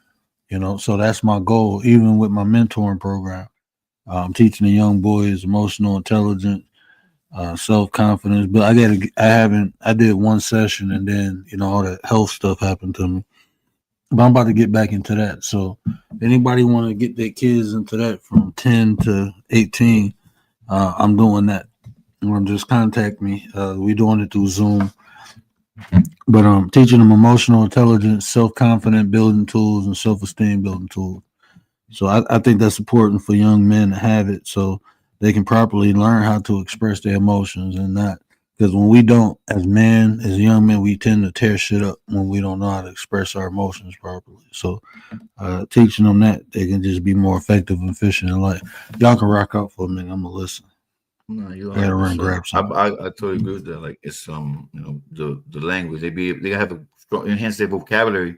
They're able to articulate themselves more and express that emotion that they're going through. Right. Sometimes when you're going and talking and you can't figure the right word, you get frustrated and just you know you got emotional impulse. You know, you just start you know you just start acting because you know you clustered. You can't really get you can't get people to understand what you're trying to convey. You know what I mean? So I agree with what you're saying. But that age range is Yeah. crazy. 10 to 18 is those are the toughest ones because you know, from like 1 to 7, they're already absorbing everything. And then from like in my opinion, my daughter's 11 going on 25. So you know what I mean? It's different. Like they're so ahead right now. It's a different world, different time, you know, different time. But it varies, like he says, levels, because you know, kids they have a short attention span. You know, some of them and some of them just don't they don't even it literally goes in one ear and out the other. You know what I mean? They don't even mean to. It's just so much stuff going on with this is my opinion, is the food, you know what I mean? The fake artificial sugar. You know what I mean? It's the distractions. It's hard now. It's a different life we living from back then without no internet, where you had to change the TV with the pliers and you were the remote. You know what I mean? Like that was a whole nother life. Everybody was at the table eating dinner type stuff. You know what I mean? That don't happen no more. You know what I mean? Because of social media and phones, everybody's just walking around looking down. 90% of the people are pooping with their phone. Like, nobody care about life anymore. Everybody's walking around bliss. Or their life is being projected them through their phone, you know, through their timeline or their algorithm, whatever they subscribe to, you know. Yeah, it's sad. So if that's what they see all around their world, like they shouldn't really see that from their parents. Their parents should put their phone down and give them attention. And I think too, like a lot of parents are scared for like to be hated by their children, and they freak out. Like if their child says, "I hate you," like they get all upset and freak out. Yeah. And it's like no, like it's normal. Like your child doesn't hate you. They're just mad at you right now. You could just tell them, look, I know you say you hate me right now, but really you're just mad at me right now. You don't truly hate me, and then just give them some space. Give them some space. Yeah. And you don't have to be their best friend. You got to put your foot down sometimes. And yes, they should have privacy, but not full privacy, because you still have to keep an eye on them. Like I believe in putting an app on their phone so that you can kind of control and see what they're doing, because they're still young. They might be smart and they might be mature, but they're still young. It's weird though, right? And just an example. Nowadays, these kids are. When we were like 9, 8, we wasn't thinking about none of the stuff. These kids are like 8, 9 years old. They already know how to do coding. They already know how to, you know what I mean? They're Like playing with bypass stuff. firearms. Yeah, they're playing with firearms in schools and for their friends in the back. Like it's a whole nother wave. Back then we would, it's the times. It's so crazy right now, and the desensitization. I guess I didn't say it right. Desensitization. You know what I mean? Of just having them so much, seeing it on the norm so much that it doesn't even shock them no more. So it's like a point now where they're vibrating on a lower shock, right? You know what I mean? It got to be like something really, really gruesome to make them like, oh, you know what I mean? Because nothing surprises them no more. As to us, when we were growing up, the first thing we probably watched was Faces of Death, and it was on a VHS. And that thing right there, would forget about it, man. Anybody watched it, God bless you, man, because that was World Star before World Star, that type of stuff. But it's about what they Faces of Death, bro. I had every volume, bro. Listen, that shit tormented me. That to this day. I don't know what that is, but it sounds bad. So wild, man. That's the worst thing. It's the first thing that just shows you how life is on other places. Like they got this big veil over our eyes with everything. We don't see like death. And Mexico news, Mexican news, when they show you the news in Mexico, they'll show you the cartel hit. They'll show they show you everything. Because mangled bodies. Right. Well, we get babied and pampered. Like certain things is like, I don't know. It's something about the media where they, they spin their stories where it works out for them, but they don't show as much as over. They're really good with their words. These guys are all lawyers. That Mexican newscaster in Telemundo, that nigga's out there in the gas station right next to the body. You know what I mean? Crazy. And you said something too, Commander. When you said you ain't got to be, I accepted my role as the bad guy. Like I told my son was like, I don't like you. Like you ain't supposed to like me, but you gonna respect me. That's just what it is. I'm your parent, not your friend. My dad told me that when I was younger. Like I'm your parent, not your friend, and it stuck with me because, and that's why I say I look at my OGs as my OGs. I don't feel like I'm on the same level of than my parents, and until the day I die, they gonna be my parents. And I look at my son like, yeah, we gonna be cool. Like people got this misconception, like you can't have a great relationship with your kids. Like these words, they get entangled. You as a provider or nurturer, you're supposed to establish the best relationship that your child will ever have. You're supposed to be everything to your kid. They still should be able to talk to you, but like when they tell you something, you have to try hard not to freak out. You gotta like keep it cool because you're gonna want to freak out. But see, if you freak out, they're not gonna want to tell you anything anymore. Look, I'll tell you this. I told my mom I put a person in, like he wasn't deceased or nothing, but I told my mom like, yeah, I ran in there, snatched him out, put him in the trunk, took him for a ride. I told my mama that. My mama knew everything I was doing. I wasn't afraid to talk to my mama, even when I was in the street. I told her and that's why I said my mom she always guided me. Like, look, you can't do this. It's consequences, repercussions. What you do to them, they can do to us. You can get us hurt by doing. And I'm like, I was just mad and pissed off, and I got beef, and the stuff happening. It's like, okay, but she made it make sense. So I was always, even if I was wrong, my mom, she always had my back. Right, always had my back. But she'd tell me about myself too.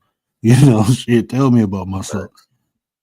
See, me and my mom had a great relationship. I'm the oldest out of 6. I'm raised by my mom's, no family, no dad in the house. And so I mean, my mom, I could smoke my mom. I know it sounds crazy, whatever, but yeah, but that's what we do to talk and get because we've been through a lot together. I'm my oldest. Like I said, I've seen her go through hell and back. You know what I mean? That's why I have the utmost respect for women.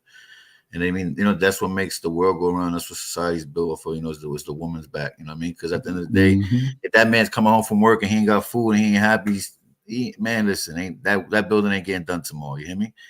You know what I mean? Like I said, but I believe another thing to add on to it is the age of the babies. Remember that time when we saw my babies having babies?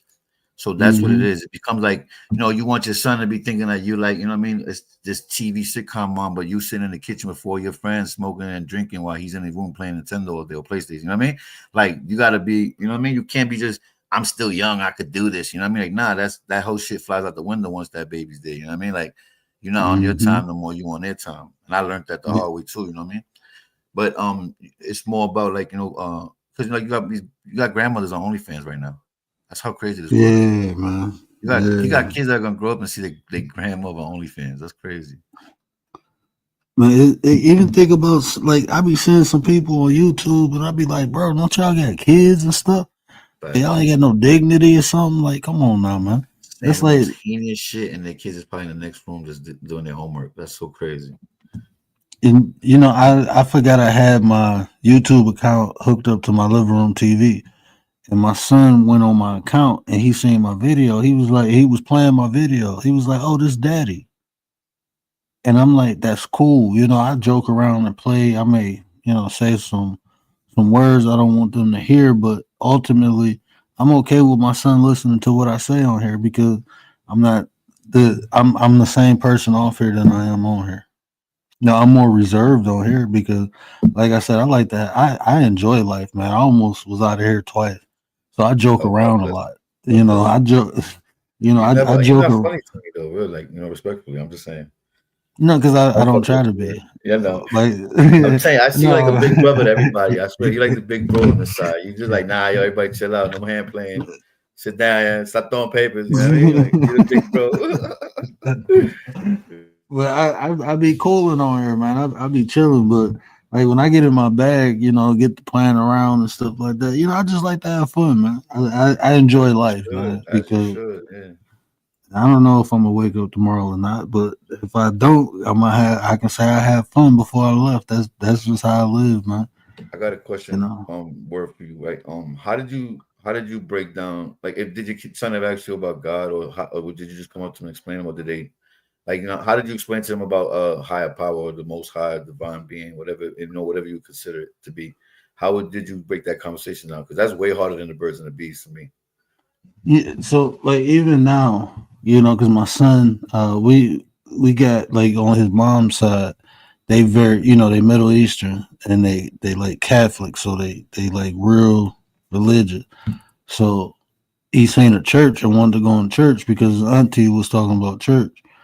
And I told him the church is within you. So I explained to him that God is the divine entity that resides in all of us, and we have to do the right thing to allow the God to come out of us.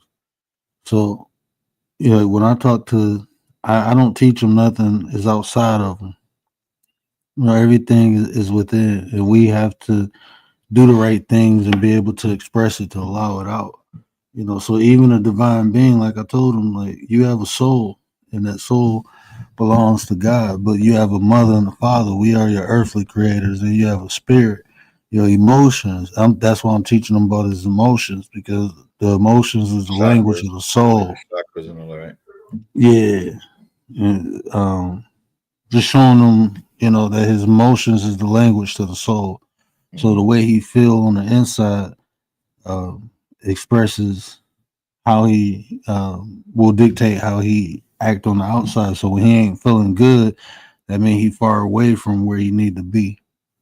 So just like even at 5, I'm explaining that to him now. But man, that's at 5. My daughter's like 11. I still have problems trying to break down the God thing, like because my mind, it's tough, man.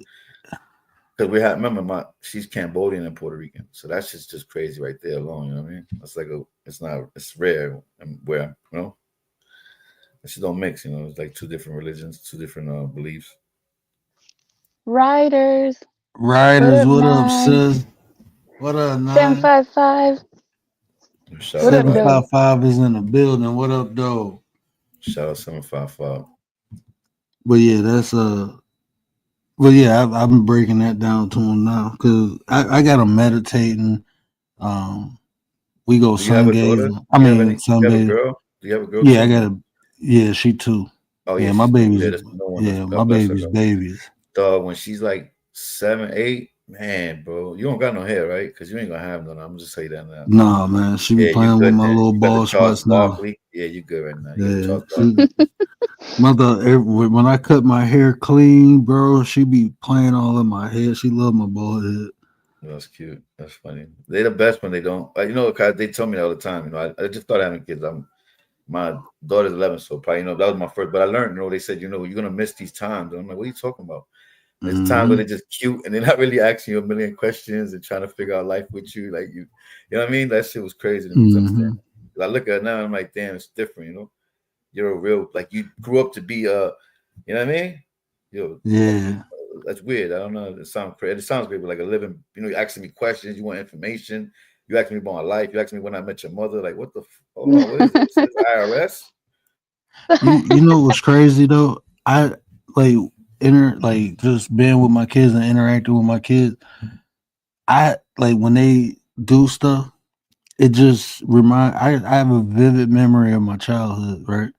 So when I see them, I'll be like, yep, that's what I used to do. I understand why they doing. Like my son, you can't leave a screwdriver behind. I took a floor model TV apart and put it back together at the age of 3. My son took our doorbell off. But he put it back on. And he was 4 though, like 4. Yeah, he did that last year. I was mad at him up. You can't leave a screwdriver around him, and that's how I was. Yeah. He's just real inquisitive. He want to know how things come apart and go together. Yeah. He breaks shit just to fix it. That's bad. You gotta be careful. Yeah, he might be like a mechanical engineer. He could be just a savant. My son's autistic, but he's real crazy with Play-Doh and he's good at art right now, real good. He's good with like laptops. Like his shit, I don't know what he does editing. He don't even probably but he barely knows what the words, screen filter information. Like he's not reading that, but he knows what it does. You understand me? Like word of my mother, this kid put some videos together, and mind you, he's only 6 years old, so he's not verbal. So there's something to that, where it's already in them, it's programmed, it's the intelligence inside their DNA or whatever, whatever you pass on to them, it's already gonna be. It activates, I guess, if you activate, if you let the synapses fire all together, keep them moving and stimulate them, because I had to reach milestones with my son to get him to at least to certain levels, and I had a lot of help and shit. So I was giving my son and my daughter baby yoga with fucking grape oil, and I had the white nurse over here with me. She's like, "You're really good at this." I'm like, "Yeah, thank you." Like every day in the morning, cause I was nervous. I was one of them dudes I couldn't hold. I never held babies. I feel like they're too fragile. There's a real fear that, you know what I mean? Yeah, I had that with my daughter. My wife was working. I was domesticated, so basically I had to learn. I was like Miss Doubtfire. You know what I mean? Yeah. But I had to learn how to do all that, But it helped me, you know what I mean? Because it was the closing steps to be, closing myself to being a man, basically, in my life. It was like a ritual, something that we all go through to really let go of the past. You know what I mean? Ain't no more going around there. You know what I mean? Clubbing and all that. I know exactly what you mean. I'm not doing none of that no more. I'm home at 10 o'clock watching the news, still spoon sexing. But that was a little too much TMI. You guys are amazing. You guys are amazing parents. And the things righteous, like what she's saying, man, she's a smart mom. You guys are all awesome. Yeah. Parents. She said one thing in the last comment. It was so significant. She said, I think you could, let me see right here. She says, but it was the one before that. Something about I give him the attention that he seeks. Right? That's so real because what we're in is an attention. Right here it says, facts, that's true. I try to remain present for my son so he doesn't starve for attention or crave the wrong attention, right? Starve for attention. We are in an attention economy right now. People are, monetization is through views, right? Everybody wants to be seen. Everybody wants to be heard. Everybody, you know what I mean? People on Instagram and all these social media, they'll stand there snitch on themselves just so that the world knows that they're the ones that did that shit. You know what I mean? Not realizing that they're inside of my opinion, a fourth dimension reality, right? Which is cyberspace. Which is it's a whole nother new thing that we're not even used to yet. We didn't grow up taking pictures of nothing, videos of nothing if you was doing anything. Yeah, right? Bro. We was not with that. And if you came around with some shit holding it up, putting it in my face, nah, you the fed, homie. Hold on, bro. What you doing? Yeah, you wilding right now. What you taking pictures for, bro? Man, you tripping? What, you making a documentary? You tripping, bro? We in nowadays these kids is in Walmart with a camera in your face throwing rice at you. A documentary. Yeah, man. Bro, back on then the real, you couldn't do that. People were suspect. You come around with a camera or recorder. Like, hold on, bro. What are you doing? No, that bro, we was bad. Yo, we was so bad. We thought niggas cars had. You seen a van with a little black piece? Nah, that's the spy van. Yo, chill, hold it there. Yeah. Yeah, you ain't taking pictures just like regular shit. No, it wasn't Nah, like that back you then. ain't doing none of that. That's why I said, man, But now people, these kids, they want to put the video out on Instagram with 17 guns and two big ass knots of money holding it to the ear like a phone. And you feel me? Because their mind is programmed to think that's what's in. You know, that's what's gonna. You know, it's Oh crazy. my Paradigm shift. gosh. I'm gonna be honest with you. Like when them camera phones came, you know how many people phones I broke. I'm being 100% honest. Like what we was doing, you don't take pictures and stuff, bro. We ain't so even if we kicking it, cooling it, you know, we might be breaking some stuff down and we kick it, you know, just having Bro, fun, if drinking or somebody whatever. said You take a something, picture. Oh yeah, if no, somebody bro, wasn't there it's said, broke. if word got back that somebody wasn't there knew about it, and niggas ain't fucking with you no more. Like Yeah, niggas, man, that's we how gonna really was. Like be. somebody even said, "Yo, I heard your niggas was over here with Jay." Nah, niggas ain't talking to Jay no more. Now everybody knows where you're at. Yeah, now if Then they you Yeah, tag well, now you. you got Oh the no, don't location now. tag Yeah, me. oh man, forget it. man, even the way we moved, but I didn't even Yeah. take the same route home, and people dropping their locations. Like, nah, bro, like I can't do it. Oh yeah, Like, everybody shares their location. like even my wife, like when we go somewhere, I'd be like, man, don't post them pictures until we home. Don't do that. It's No, kind of man, like we ain't in posting the system nothing. now. Like, you take a picture, Google, be like, yeah, this nigga's at Foxwoods. You know what I mean? Like that's fucked. Yeah, I I think too, know. like with what you guys are saying, like parents need to be mindful because, like, did you guys see the one video that came out where the mom they had lost their dog and she was posting it on social media like a video, and then she thought she ended the video and she was telling the little boy, okay, now pose for the picture, like the thumbnail. And then she's like, cry, open your mouth. And he's like, Mom, I am crying, I am sad. And she's like, Crazy. open your mouth like this. And he's like, Mom, but I'm sad. It's like, bro, what are you doing? Like, you're living this Man, life through social media, not even paying attention that you're like, I don't know. I You're realized like that a lot negative. of. Go ahead, my fault.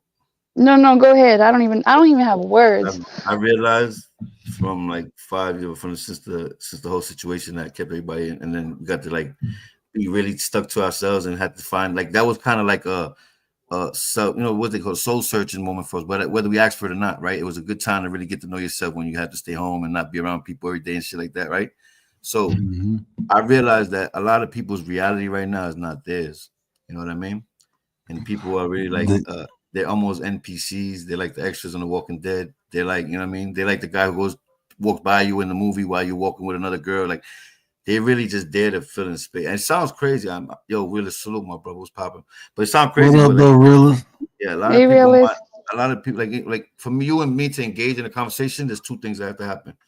First, we have to connect, right? We have to resonate. We can't be opposites, right? And then two, you got to be a teacher. So you can't just be telling me, yo, hey, yo, son, I just bought the new 24s on the Lexus, son. Like that shit don't inspire me, motivate me, or make me even, you know what I mean? Like I'm not with that. Like, so it has to be like you have to have a kind of like a intellectual standard too. Like we got to be able to, you know what I mean, pique the mind or critical.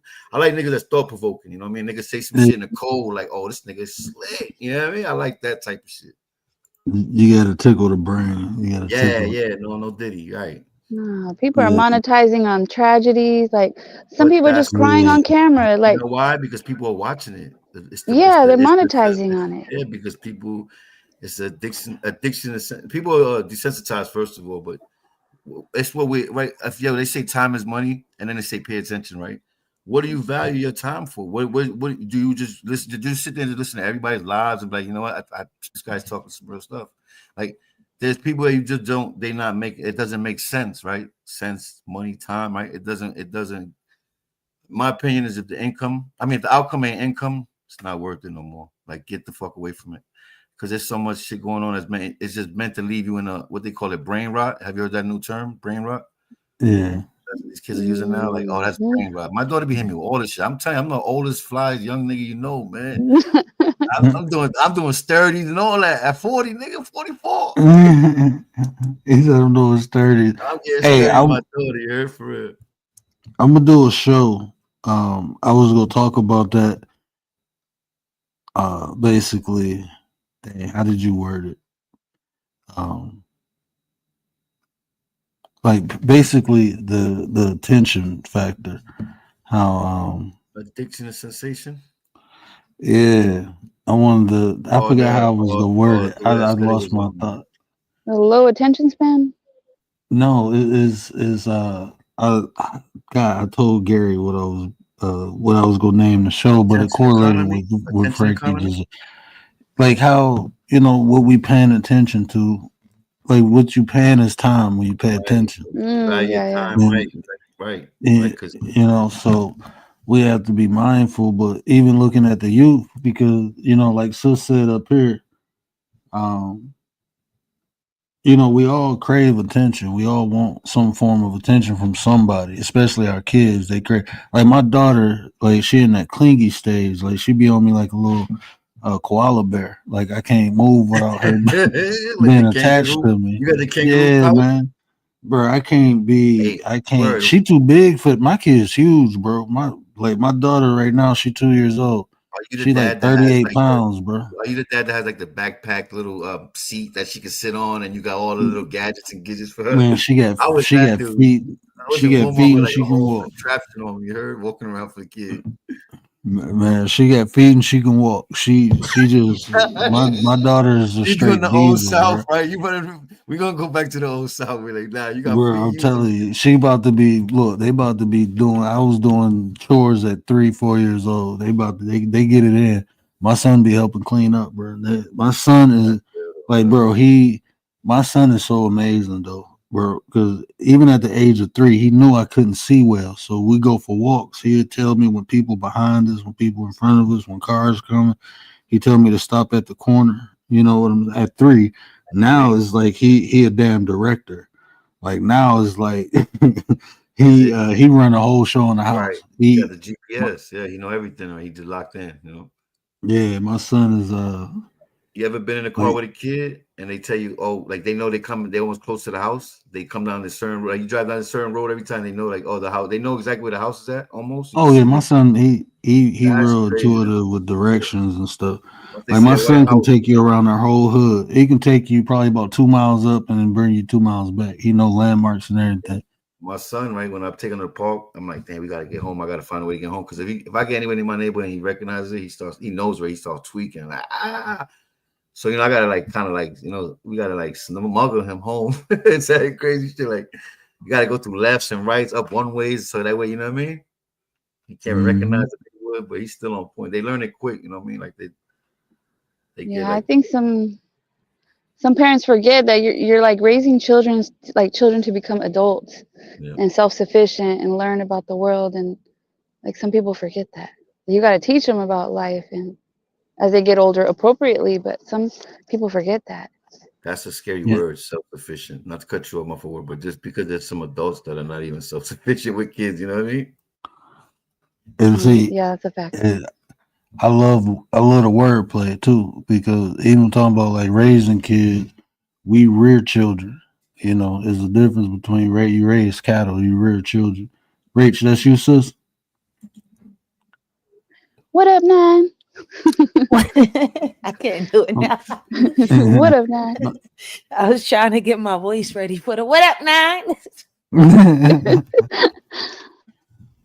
What did you but say? yeah, You said rear children? we rear Rear children children. You rear instead of children. raising That's them. like an You old school raise. word. Yeah, Yeah, I but never heard that in my life. Like rear REAR. yep. Hold on, Mm-hmm. let me break this. Isn't the Let me rear like break. the rear end, the derriere? I knew you. Hold on, what did I just push? You rear your children. It sounds like you spank them or something. Yeah, it sounds like like some Nah, Spanish. this is the actual term. I mean, they use Some raisins shit You to guide raise them. cattle. your mom would threaten you with like, boy, don't make me go and rear your child. Y'all rear your child. Yeah. They'll spank your ass. You gotta What does it teach them. mean You gotta though? guide What them. does it mean? Wait, I'm where about to. you giving us the definition of something? Is it gonna be like Nah, the rear donkey children. punch?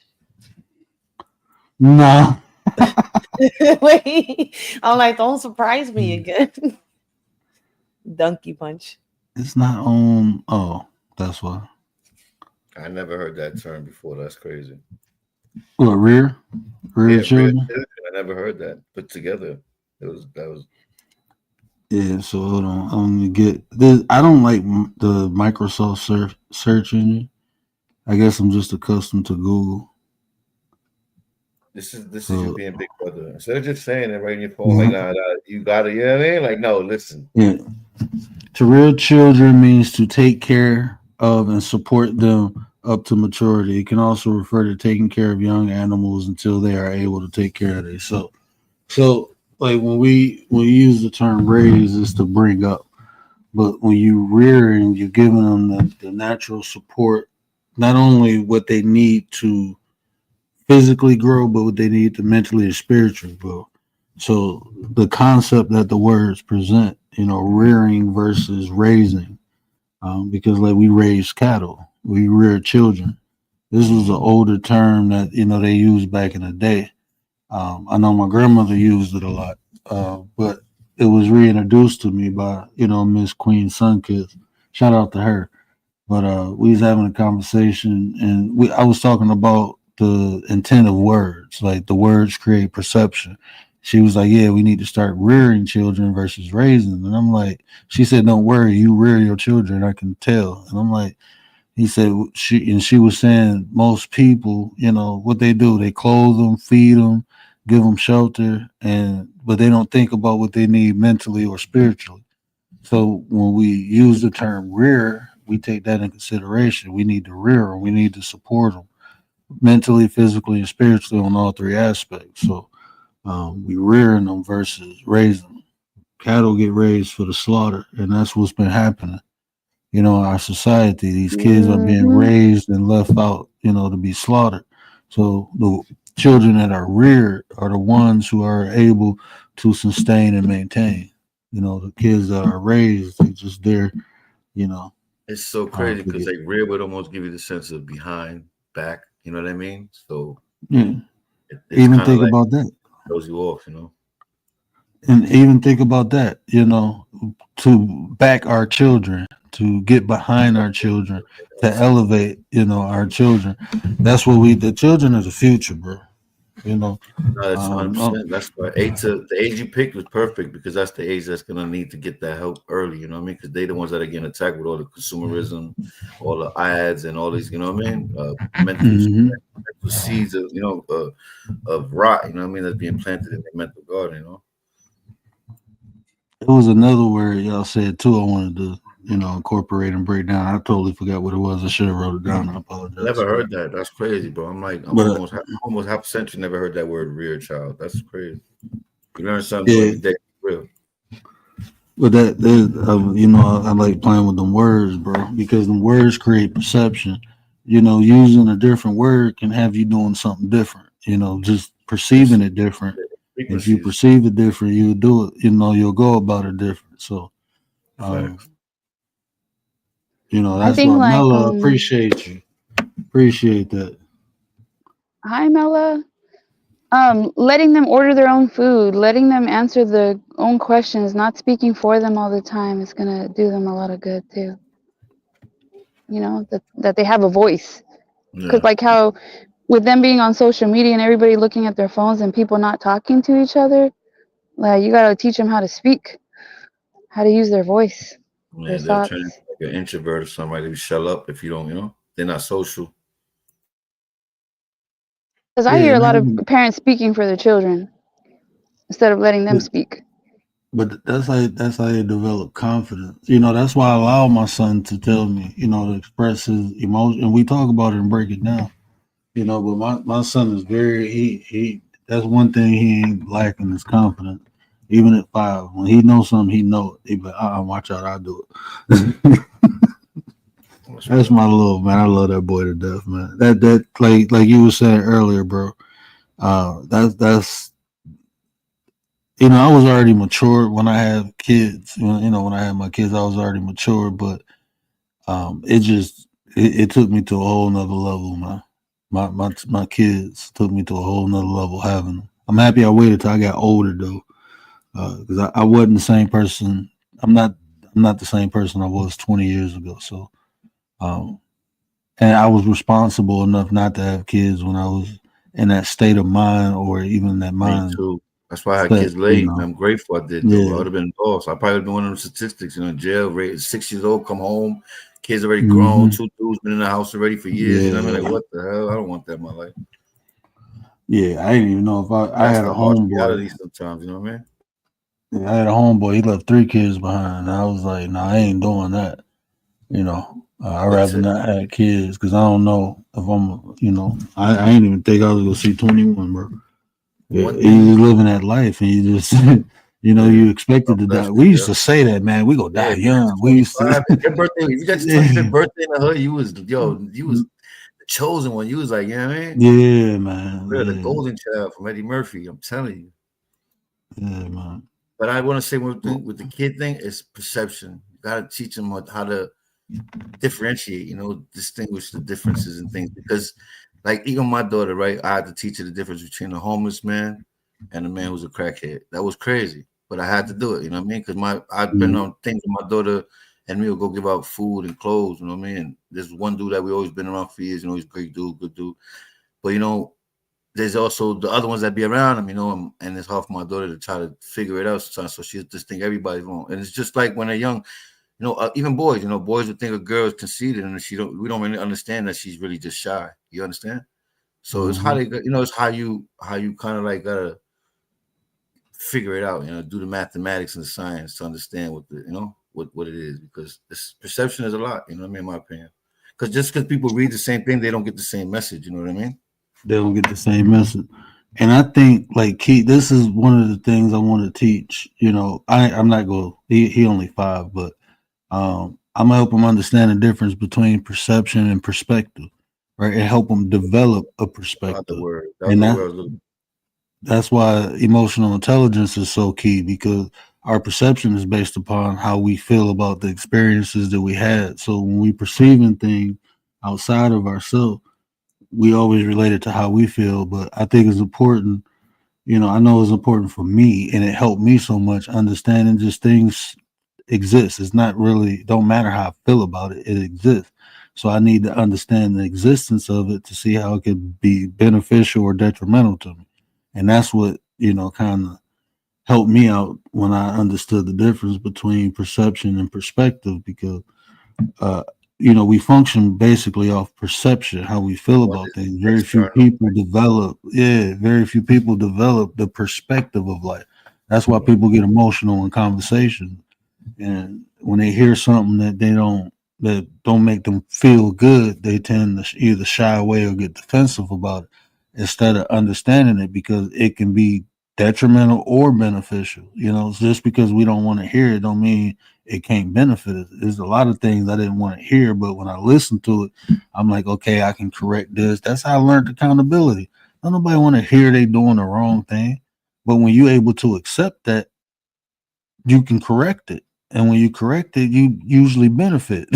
How many doors open for me when I dropped a lot of the perception that I had about people, places, and things. That's You deep. know, yeah. That's how they teach us to be, though, right? They teach us that seeing is believing. I mean, but we don't understand that. Like I said, we don't know how to break it down. Like you just said, that was deep, because perception and perspective is two good qualities to to get into. Like you gotta read. Sometimes they don't judge a book by its cover, but sometimes you could tell a lot by the author. You know what I mean? Oh, bro, man, let me tell you something. I don't even read a book until I read about the author, and that way, as I'm reading, I'm talking. Look, bro, I'm weird like that. Like Dane Nukes is one of my favorite authors because I read his biography and understood him. So now, as I'm reading his work, I can understand. I can tell you if he coming from a perspective, if it was a personal aspect about him, or if it was just his imagination. When you had So Napoleon Hill, you played the Napoleon intro. That yeah, whole that shit still. That one probably was one of that live right there had me zoned out, like rabbit hole after rabbit hole after that. I was like, I'm a bro. kid word, man. If I see him, I'm like, you gonna have me with an army fatigue coat out there talking to the rain puddles and shit, looking crazy in front of the store. You know them dudes you always see that you're like, yo, he bugged out. Nah, he just know too much truth. Bro, like what was the somebody? Hold on, somebody's trying to pop up. Mella, hold on, let me put this up for 1 second, and I'm gonna let you up. Here we go. What up, though? Can you hear me, Mella?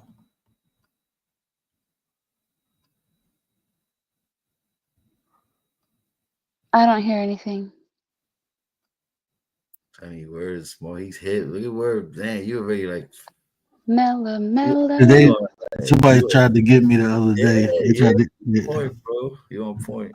I learned how to do it without putting the like. Sometimes I can do it. I gotta put the thing up, but I forgot I can hit the button. Fire, small. His eyesight was Mellow. working today. A My eyesight working timeline scroll. Yeah, I know, right? The timeline scroll by Anthony Browder. He represents an organization under IKG, and this scroll identifies 8,000 years of history for people our color, and I think that's an empowering learning tool for young people to possess, and I just wanted to share that in case anybody's interested. I received it through the mail. Like I bought it online. I received it through the mail. It's more than, I won't say it's more than gold, but what I will say is that it's extremely valuable to track history in which would make a child consider our history valuable beyond slavery. Because what's really upsetting me is that a lot of Americans associate being Black with slavery, and that's not the case. Are you And so I think children will be more empowered, understanding that there's a lineage beyond being kidnapped. Okay. And that's all I wanted to say. I'm so grateful that you allowed me up. I can't hear you. I don't know why. I guess my Wi-Fi is interrupted, but hopefully you heard me. And thank you for allowing me on the panel. Thank you. Happy New Year, everybody. Happy New Year. And I hope you hear this on the playback. You're more than welcome to come up anytime.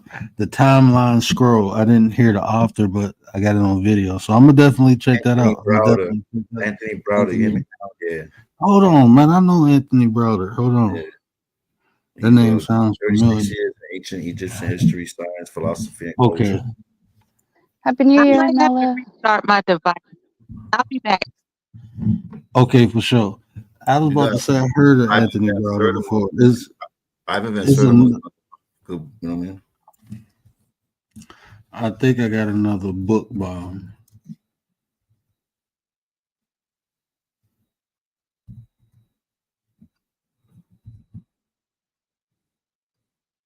I didn't hear the name of the book she mentioned though. I just heard the name of the author. It's not a book. It's a scroll. I see. I heard that. I heard that. Right so praise God for that. Look, it's a scroll, and it's a product actually that is offered on a site called IKG. Why he made it so inconspicuous, I don't know. But it's I don't know if it's ikg.com or .org. All I know is that I purchased it after watching, and I'll I you know what I'm gonna do? I'm gonna send you $100 for it because it's $100 right now. It's on you was that's right. Yeah, it's IKG Cultural Resource Center.com. That's it. Yeah, I'm on the website right now too. You paid $100. Are you FBA? I'm sorry to cut your wisdom. I just want to ask you that real quick. Are you FBA or ADOS? Yeah, absolutely. Born and raised all day. My ancestors picked cotton in Mississippi. Absolutely. All right, now that's a big thing going around right now. A lot of research. At least it's good to because they, in my opinion, they tell a lot of cultures and tribes and everything. White people off the map. Some of them they never get to come back to where y'all are now, right now. So it's good to bring light to it and make people understand like a lot of shit. Over there by Natchez, it's his story, right? It's not really history. It's his story. It's his story, right? Not history. His story. And the reason I knew that name is because I got this book, The Nile Valley Contribution to Civilization. That's I got that book in my. That's why I'm like, hold on, I know that name, but I've never heard of that. I'm about to, yeah, I'm probably gonna get that. That's wrong. And to give you an insight as to what the scroll contains, there's this interview of him exclusively with the Rock Newman show. So I guess one could type into their YouTube. They could type the Rock Newman show Anthony Browder timeline. I think those keywords would bring you to what I'm describing so that you can witness it for yourself and determine if it's of interest to you to invest. I found it priceless. I'm actually like I rolled it up and hid it, I put it in a safe lock box, okay? Because it's like I want children, to experience seeing in a comprehensive way a timeline of history that is not about being enslaved. I Yeah, want our children to be empowered. That's a very key word in life, empowerment. Okay. And when a child, like for instance, my grandmother, right? I don't want to cry, but my grandmother, I remember I was telling her, I was like, I don't know what to do with this baby. He's crying. She was like, okay, all you got to do is put a little baking soda on your pinky and give it to him. And he had let out the biggest burp in his life. And, so that's an indication of how ignorant I was as a new mother. Flash forward, you know, he's going through his, his changes. He's being rambunctious, and male, a male is different from a female, so they have more energy, and it's overwhelming to me. It's like I don't know what to do with this.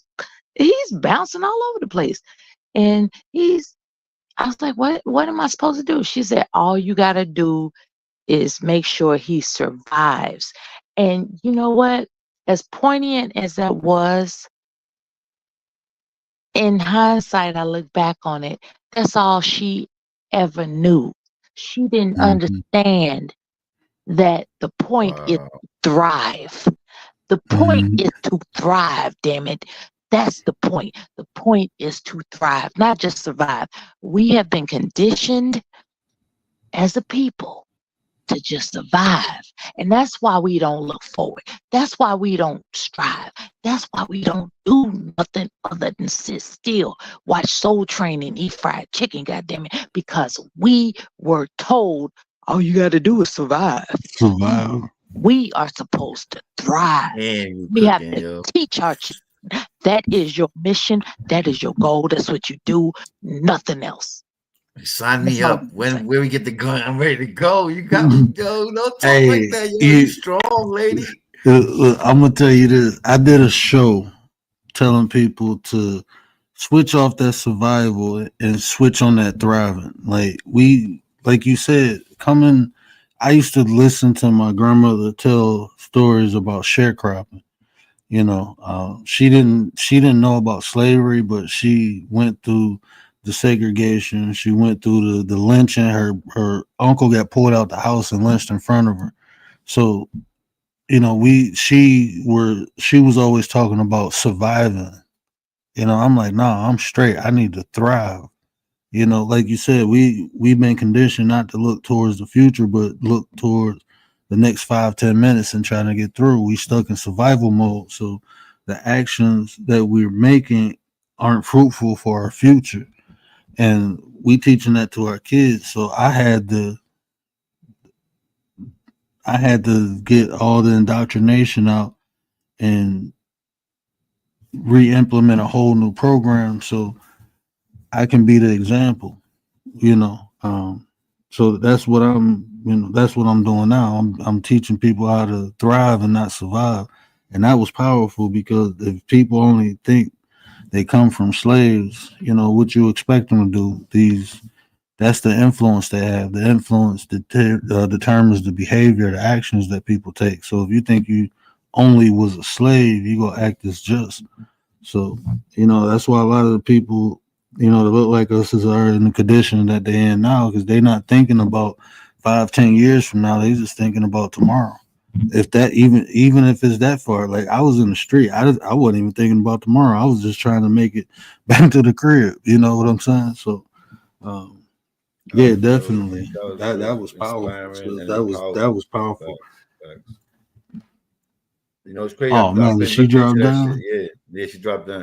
She dropped the mic. I gotta give it to her. I'm not gonna lie. Yeah, I mean she burnt the mic, bro. That was fire. I'm chopping that up. I'm clipping. I ain't putting none in a minute. I almost got up and went to full Yeah. salute. That's I'm not even kidding. That was all seriousness. Like, I'm learning about now because that's a big thing going around. You know, the conversation and it's a lot. And you know, in my opinion, at the end of the time, like for someone to be so technology and so conniving to pull that whole thing together like that is it just shows you the world is an evil place. You know, in the physical, this place is crazy. Like you gotta really stay in your own mind, and because there's powers that be that, you know what I mean, would erase the whole, you know what I mean, take out your whole lineage or erase your narrative. You don't exist no more, like on some JFK shit, you know, allegedly. Mix it up, all scrambled everything up. Right, man. There's so much missing disinformation. Everybody's, you know, we all are fighting each other, and we don't even know it's two lies, and they're trying to make us pick which one is true. Right. It's funny because everything comes from, man. Are you FBA? Are you FBA? I never asked you.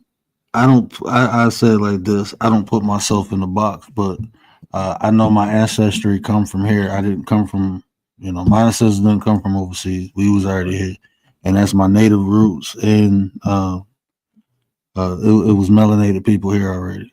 You know, we ain't come over on no boat. Friedman, you know what I mean? A lot of shit was like, you know, a lot of shit's crazy. Yeah, my people, I got documentation that my people was, man, yeah. No, I know my lineage. That's why, like, when people be talking about all that transatlantic slave trade, I mean, you know what belief, you know what the word belief means? To accept something without fact. Yeah, I know. I remember you got on me a long time ago, and I always remember that. That's just like I was like you know, you kind of gave me my first little, you know, wrong move. Like, you know, he was my sensei or something, Mr. Miyagi. I did the wrong crane kick. He just checked me like, no, it's not. And that's what he said. I said something about faith or some shit, and you just got on me like, you know what I mean? Like, it was strong, but it was something to that magnitude. I remember it. And I just learned this when people have beliefs, you know, people went to war because of them.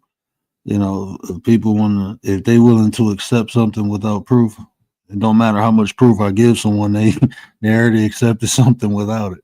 So if people rock out hard with beliefs, I let them have it. But a lot of that like you were saying earlier, his story versus mystery, my story. I know mine, so it's not a mystery. It's just yeah.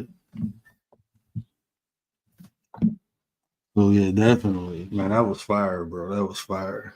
Tell him. Yeah, we got to get some. I appreciate y'all rocking out, but man, I have a panel in a minute, man. I enjoyed it because you know we just had these conversations with writers. I was in your bushes earlier. Writers been doing that research too. Yeah, I changed the whole topic. Me and her just started doing poetry, but she was doing you know, a lot of Moorish history and all that. That's what I was just on her pen before I came over here.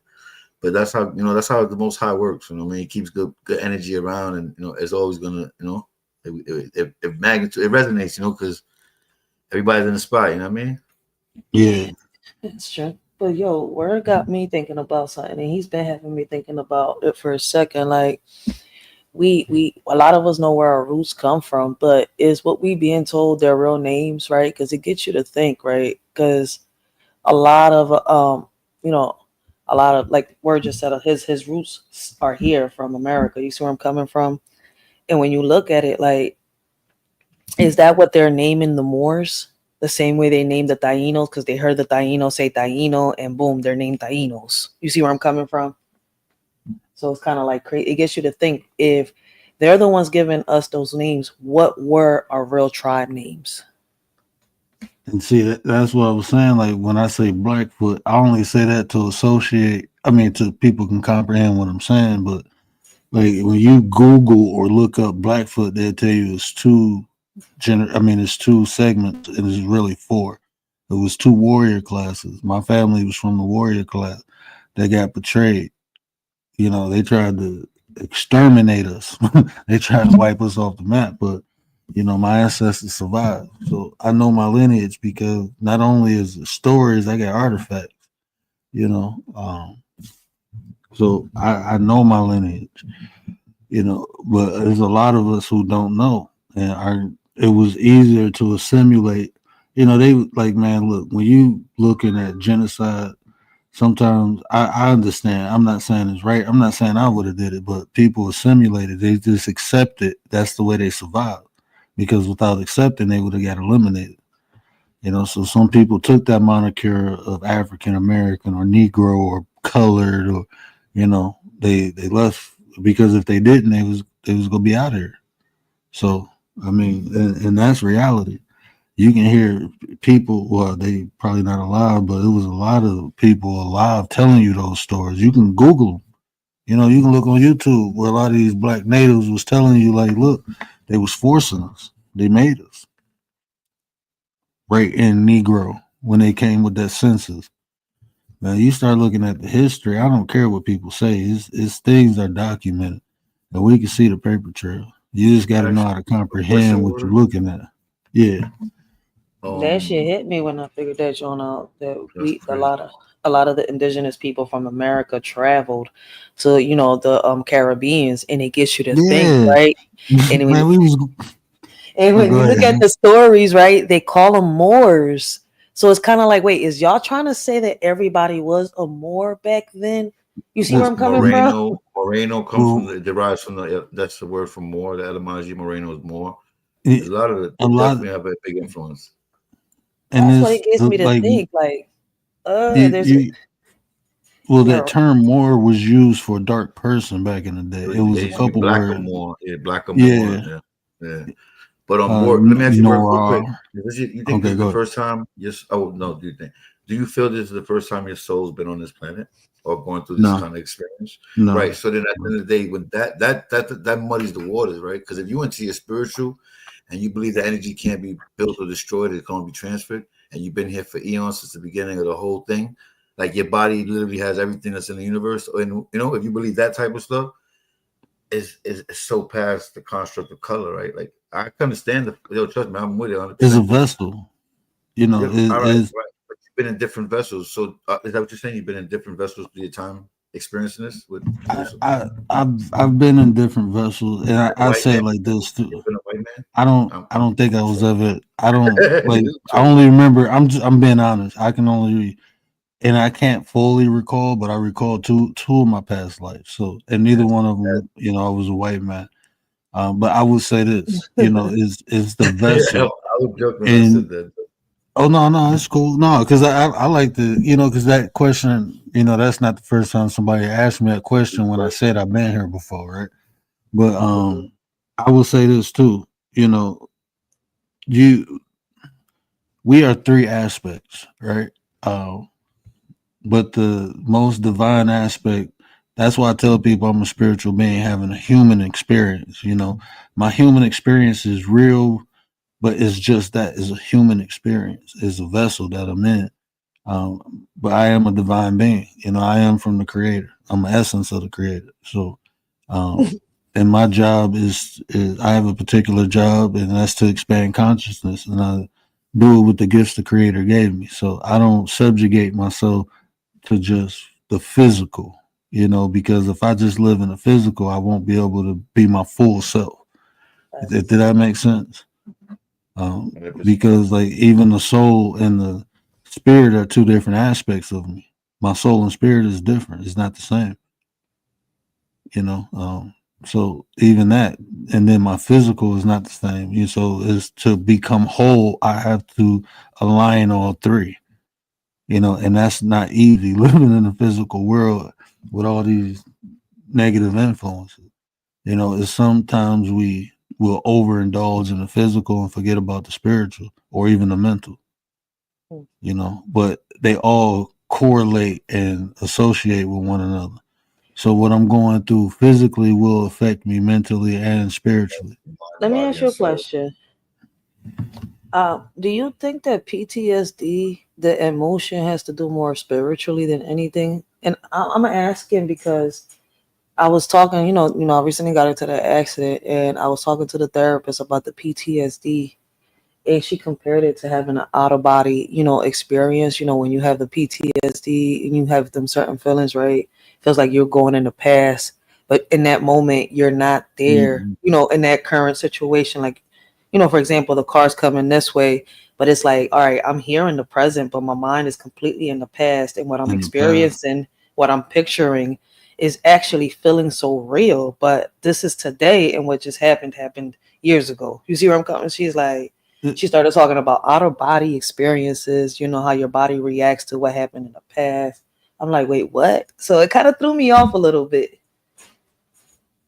No, I mean, so when you have PTSD, what normally happens is you bring your past into the present.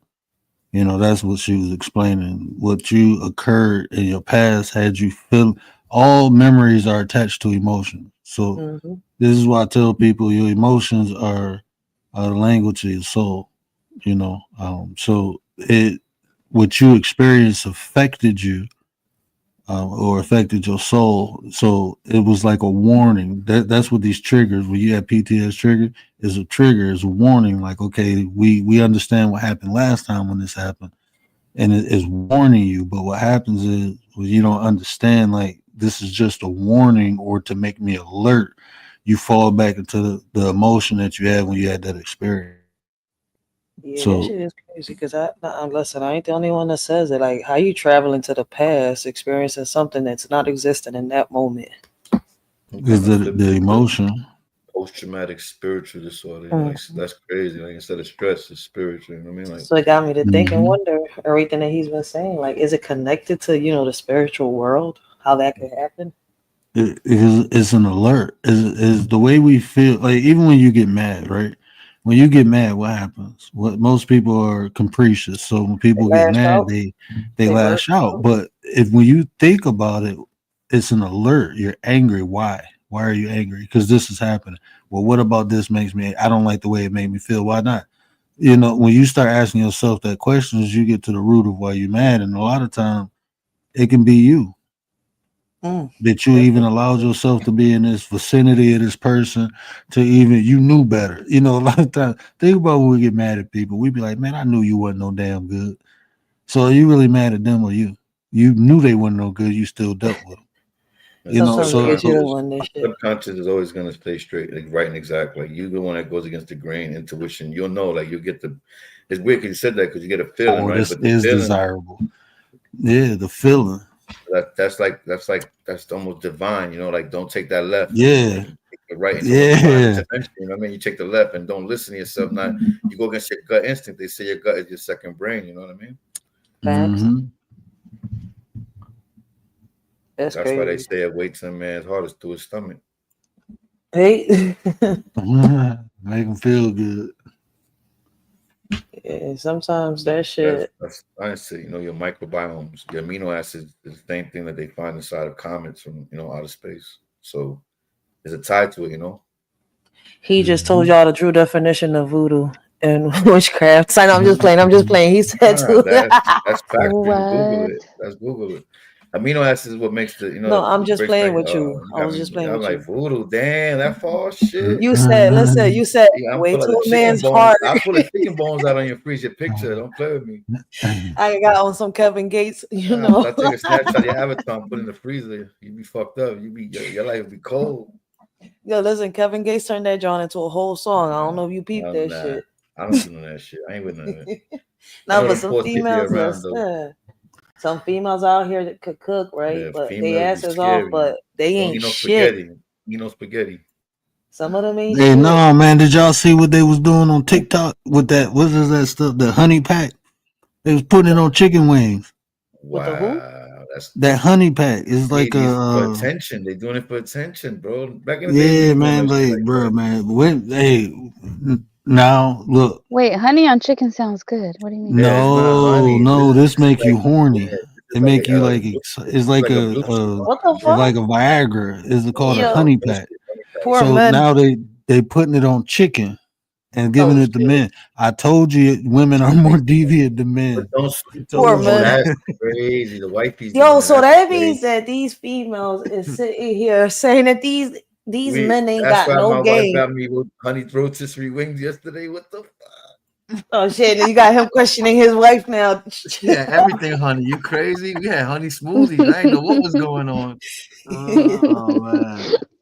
She put honey on my broccoli. I said, "What the fuck? This is some Asian shit. You know, try it, nigga. You like it? You like one time." Like you gonna like this, honey.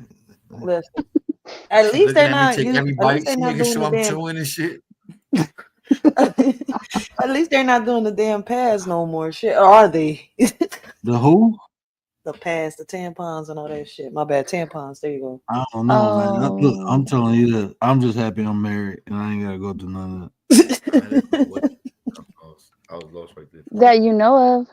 Yo, listen, I thought I it don't was know. bullshit. The stories that I ain't females trust me, was she ain't gotta saying. do none of that. Then these females started really. They made that John a trend for a minute. Like they was actually showing videos. I'm like, they really took this to the internet. Like That's females crazy. was putting tampons in the spaghettis and the food and all this Oh shit. no, man. That's why I was like, I didn't know you was I've okay. heard I was about lost that. for a second. That's crazy. That's why I was like, that shit went viral. Like for you not to That have shit heard might make that. me jump off the Jesus bus and body someone. They took it back to some voodoo shit. Like damn, I Yeah, was they like, do they that. out here.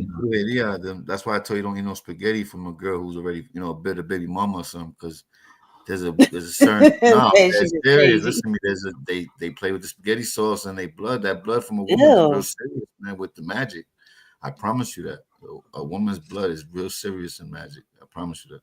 Man, Don't So, drink none of that play with these raspberry iced females tea out either. here. not possible. We out. We're gonna have Oh, Chinese my food tonight, baby. I'm dead serious. Word. That's like brujeria for real. For real. Black magic on some spirit, like some, Oh no, bro. I practiced hoodoo for a while. I already yeah, so know. yeah, you know. But see, not all I already brujeria know. is bad, but shit, that do Nah, it sound like ain't. some fucked up brujeria. Even I mean, they like say it's in not my all bad. 'Cause like when I do my native cleansing, I gotta let blood. So I understand the significance in the blood Oh, when it plasma. comes to a lot of different rituals and stuff. It's significant, but this is the thing too. This is what people don't understand. Playing with stuff like that, whatever you put out, it comes back. So it's not even about the ritual; it's the intention behind the ritual. What gives it power is the energy you put into the ritual. So if your intent is negative when you're doing something like to control someone, that's negative. That goes against universal law. For us to control one another, like if y'all understand the universal law of harmony. To give an example, if you see a flower, you don't pick it because once you pick it, it dies. So you disturbing the natural harmony of something else. In turns, you put that into your karmatic circle. So it's always your intention. So you just have to be careful. That's why, like, I don't, like I said, I do cleansings, but even that blood linen, that is more of my intentions is to. Um, is a cleansing, so I have to let all the negative out of me. So that's like a procedure versus a ritual. Yeah. Anita, what up, though, sis? What up, though? Appreciate you, man. I hate to get. Hey, man, we gonna do Hey, this tomorrow, Anita. man. Y'all make sure y'all come through, man. Yeah, man. We I'm gonna getting do it. more. I'm in the bushes, yo. Commanding night, never true. Right, I'm gonna be out there. Word, salute everybody in the chat. Blessings, yo. Shit, I didn't even know Yeah, you I'm was gonna hop my butt live. off. It's 3 a.m, man. But All right. Good night, I'm gonna come night. on. I'm gonna come on tomorrow. Make sure y'all come through, man. We'll finish these conversations. This was fire, man. I appreciate it. Mela, appreciate you. Hope you subbed up. Feel free to hit the link. Righteous, you always know, sis. I appreciate all the information that you be typing in the chat. We're gonna get you up here one day. I want to add that panel, man, where we, y'all see how we do over here. We got different perspectives or perceptions, but we respectful and we can build by sharing information. Look, you look throughout history, and one of the things that held people back was the withholding of information. So us having these conversations, just sharing, is I the author of scroll. So I'm about to get into that. Yeah, I'm definitely about to grab those. I can't grab it next month because I'm on a budget, and I already told my wife she can get the microwave air fryer. So, but I'm definitely gonna get into that scrolls, and when I get into them, I break them down. Well, I share some information with you. What's in the scroll when I get to it. But yeah, man, I appreciate everybody, man. This was a dope conversation. Appreciate everybody hit the panel. Frankie, Ryder, Commander, appreciate y'all so much. Mella, appreciate you. Righteous, always appreciate you in the chat, so you was doing your thing tonight. You dropped a lot of sauce in there. I appreciate that. I got to check on my bro, make sure he good. But y'all know what I always say: care about how you feel. These are conversations to build nation. And if I said anything to resonate with you, do me a favor, hit that share button, tell somebody, help me spread the word. But until next time, we out.